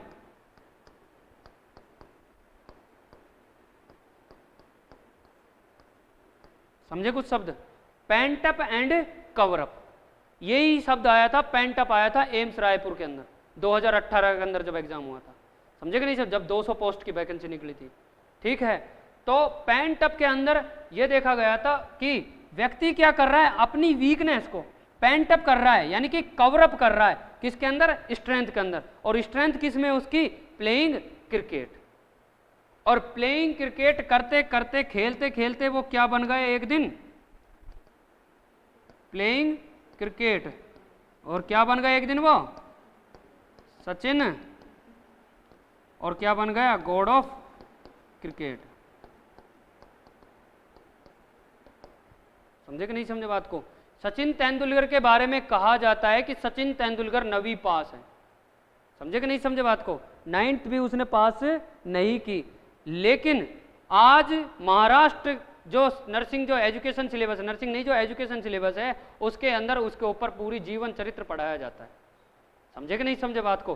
तो स्ट्रेंथ को कवरअप भी करो तो कितना करो, ऐसा करो कि दोबारा करने की जरूरत ना पड़े। और आज उसको उपाधि किसकी दी जाती है, गॉड ऑफ क्रिकेट की, क्योंकि खेलता तो उसके साथ अजरुद्दीन भी था, कपिल देव भी था। समझे कि नहीं सर, रवि शास्त्री भी खेलते थे, वीरेंद्र सहवाग भी खेलते थे, समझे कि नहीं, युवराज भी खेलता था, बालाजी भी खेलता था, सब खेलते थे, आशीष नेहरा भी खेलते थे। लेकिन उसी के अंदर ऐसा क्या था, विनोद कांबली उसके साथ का था। विनोद कांबली को आज कोई नहीं जानता, और उससे भी बड़ा क्रिकेटर था, और दोनों ने एक ही साथ शुरू किया था मैच खेलना। विनोद कांबली, सौरव गांगुली नहीं, विनोद कांबली, ठीक है। लेकिन वो मैच फिक्सिंग के अंदर फंस गया, जिसने उसके पूरे भविष्य को बर्बाद कर दिया। और ये अपने आप को कवरअप करता रहा, कवरअप करता रहा। सुबह 4 बजे मैदान के अंदर पहुंच जाता था खेलने के लिए, और इतने शॉट मारता था जब तक 9 बजे तक या 10 बजे तक, जब तक 300 या 350 शॉट ना मार ले तब तक मोबाइल के हाथ नहीं लगाता था। उस टाइम खैर मोबाइल तो होता ही नहीं था, समझे कि नहीं समझे बात को, ठीक है। लेकिन उस टाइम तक पहले दूसरा काम नहीं करता था, अपना काम क्या है, बेड पे से उठे नहीं, उससे पहले तो मोबाइल में चेक हो गया स्टेटस कितने लोगों ने देखा। समझे कि नहीं समझे बात को, मैसेज रात को किया था, उसका रिप्लाई क्या आया, समझे कि नहीं समझे बात को। सबसे पहला यही होता है, खोलते ही मैसेज तुरंत व्हाट्सअप पर डाटा ऑन होते ही ये देखा जाता है कि व्हाट्सअप रिप्लाई आया है नहीं आया, स्टेटस कितने लोगों ने देखा। समझे कि नहीं समझे बात को। नेक्स्ट उसके बाद में अब यहाँ पर आपको एक चीज दिखाई दे रही होगी, एक जो गलत अवधारणा है हमारे समाज के अंदर, वो मैं क्लियर कर रहा हूँ। आप पढ़े लिखे लोग हो, इसको आसानी से समझ पाओगे। ये तो समझ गए आप कि पेंटअप कवरअप, ठीक है। दूसरा, अब आपने देखा होगा कि यहां पर लोग हमेशा क्या कहते हैं, अपनी मजबूती पर काम करो। लोग हमेशा क्या कहते हैं, अपनी मजबूती पर काम करो। काम कहां करना चाहिए हमें, वीकनेस के ऊपर। समझे कि नहीं समझे बात को। अरे काम कहां का, मजबूती पे अगर आप काम करोगे तो मजबूत तो आप हो ही। काम कहां करो, आप कमजोरी पर करो तभी तो मजबूत होएगा। आपका ये हाथ है, नॉन डोमिनेंट है, आपको इस पर काम करना चाहिए कि मैं भी इसको डोमिनेंट बना पाऊं।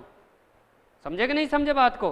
तो अब जो हमारा समाज या हमारी किताबें ये कहती है कि हमेशा अपने आप को, इंसान को मजबूती पर काम करना चाहिए, बल्कि अपन क्या कहते हैं, कमजोरी पर काम करना चाहिए।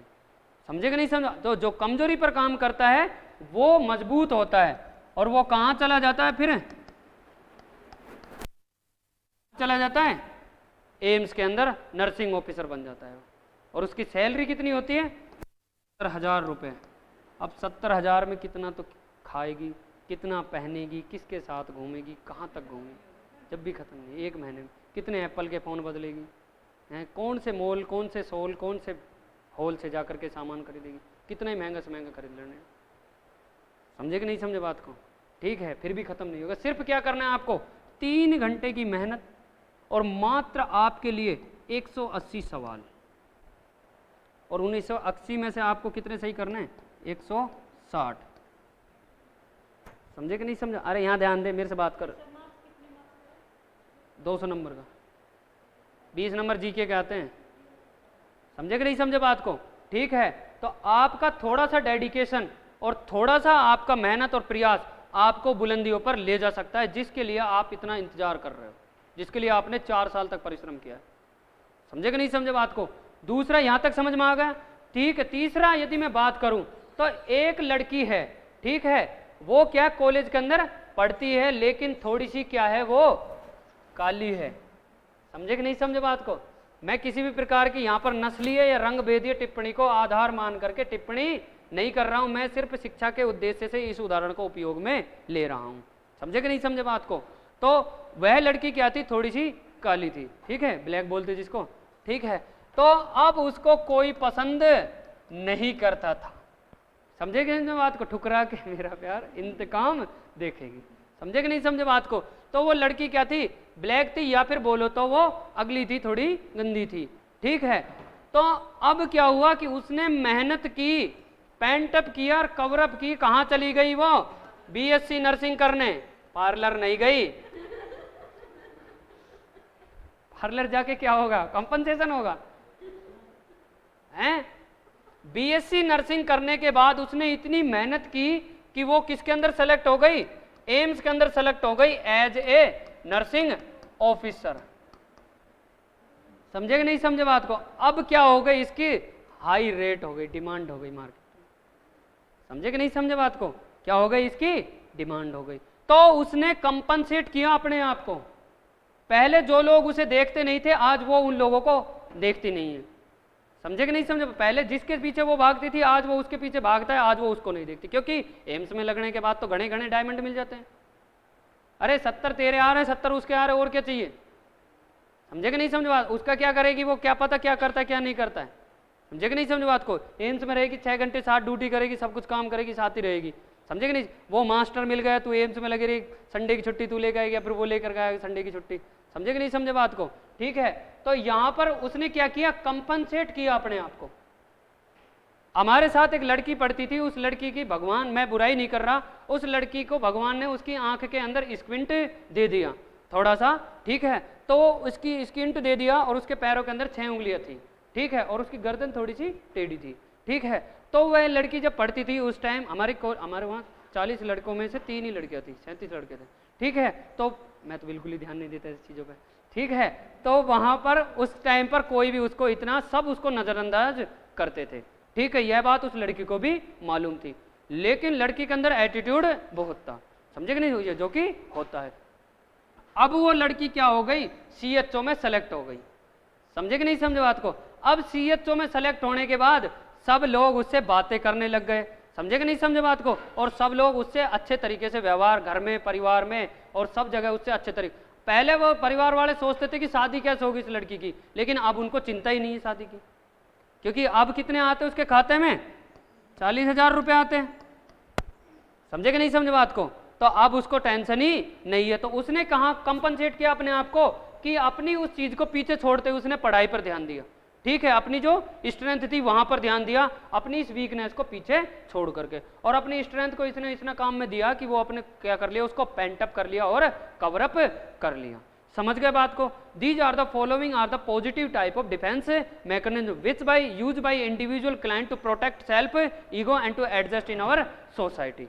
समझे कि नहीं समझे बात को? नेक्स्ट उसके बाद में कुछ क्वेश्चंस के बारे में यदि मैं बात करूं, तो अभी तक भी मैंने आपको जितने भी क्वेश्चन बोले वो भी इंपॉर्टेंट है।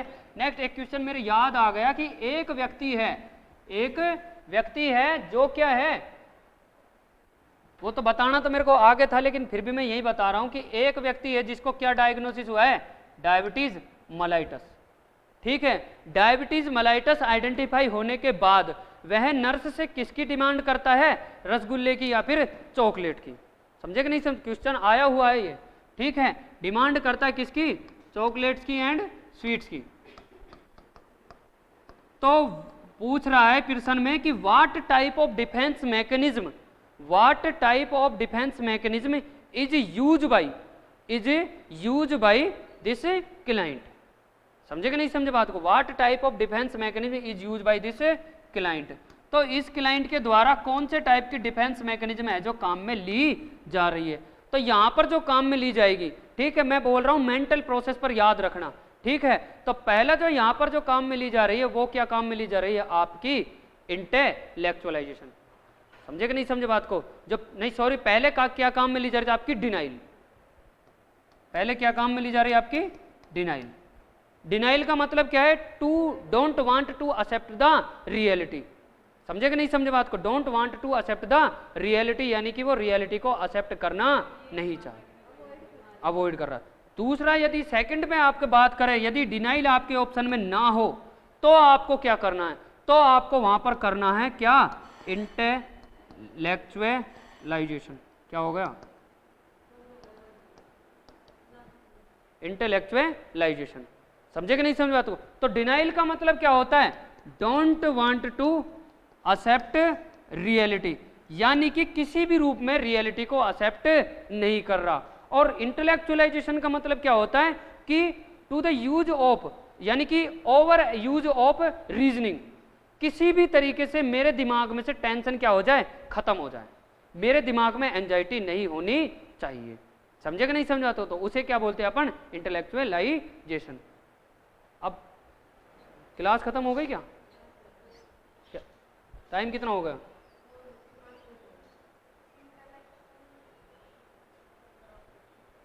खत्म कल? नहीं, इंटेलेक्चुअलाइजेशन का मतलब होता है कि जैसे कोई व्यक्ति है, ठीक है, उसको पता है कि इन सब चीज़ों से तेरी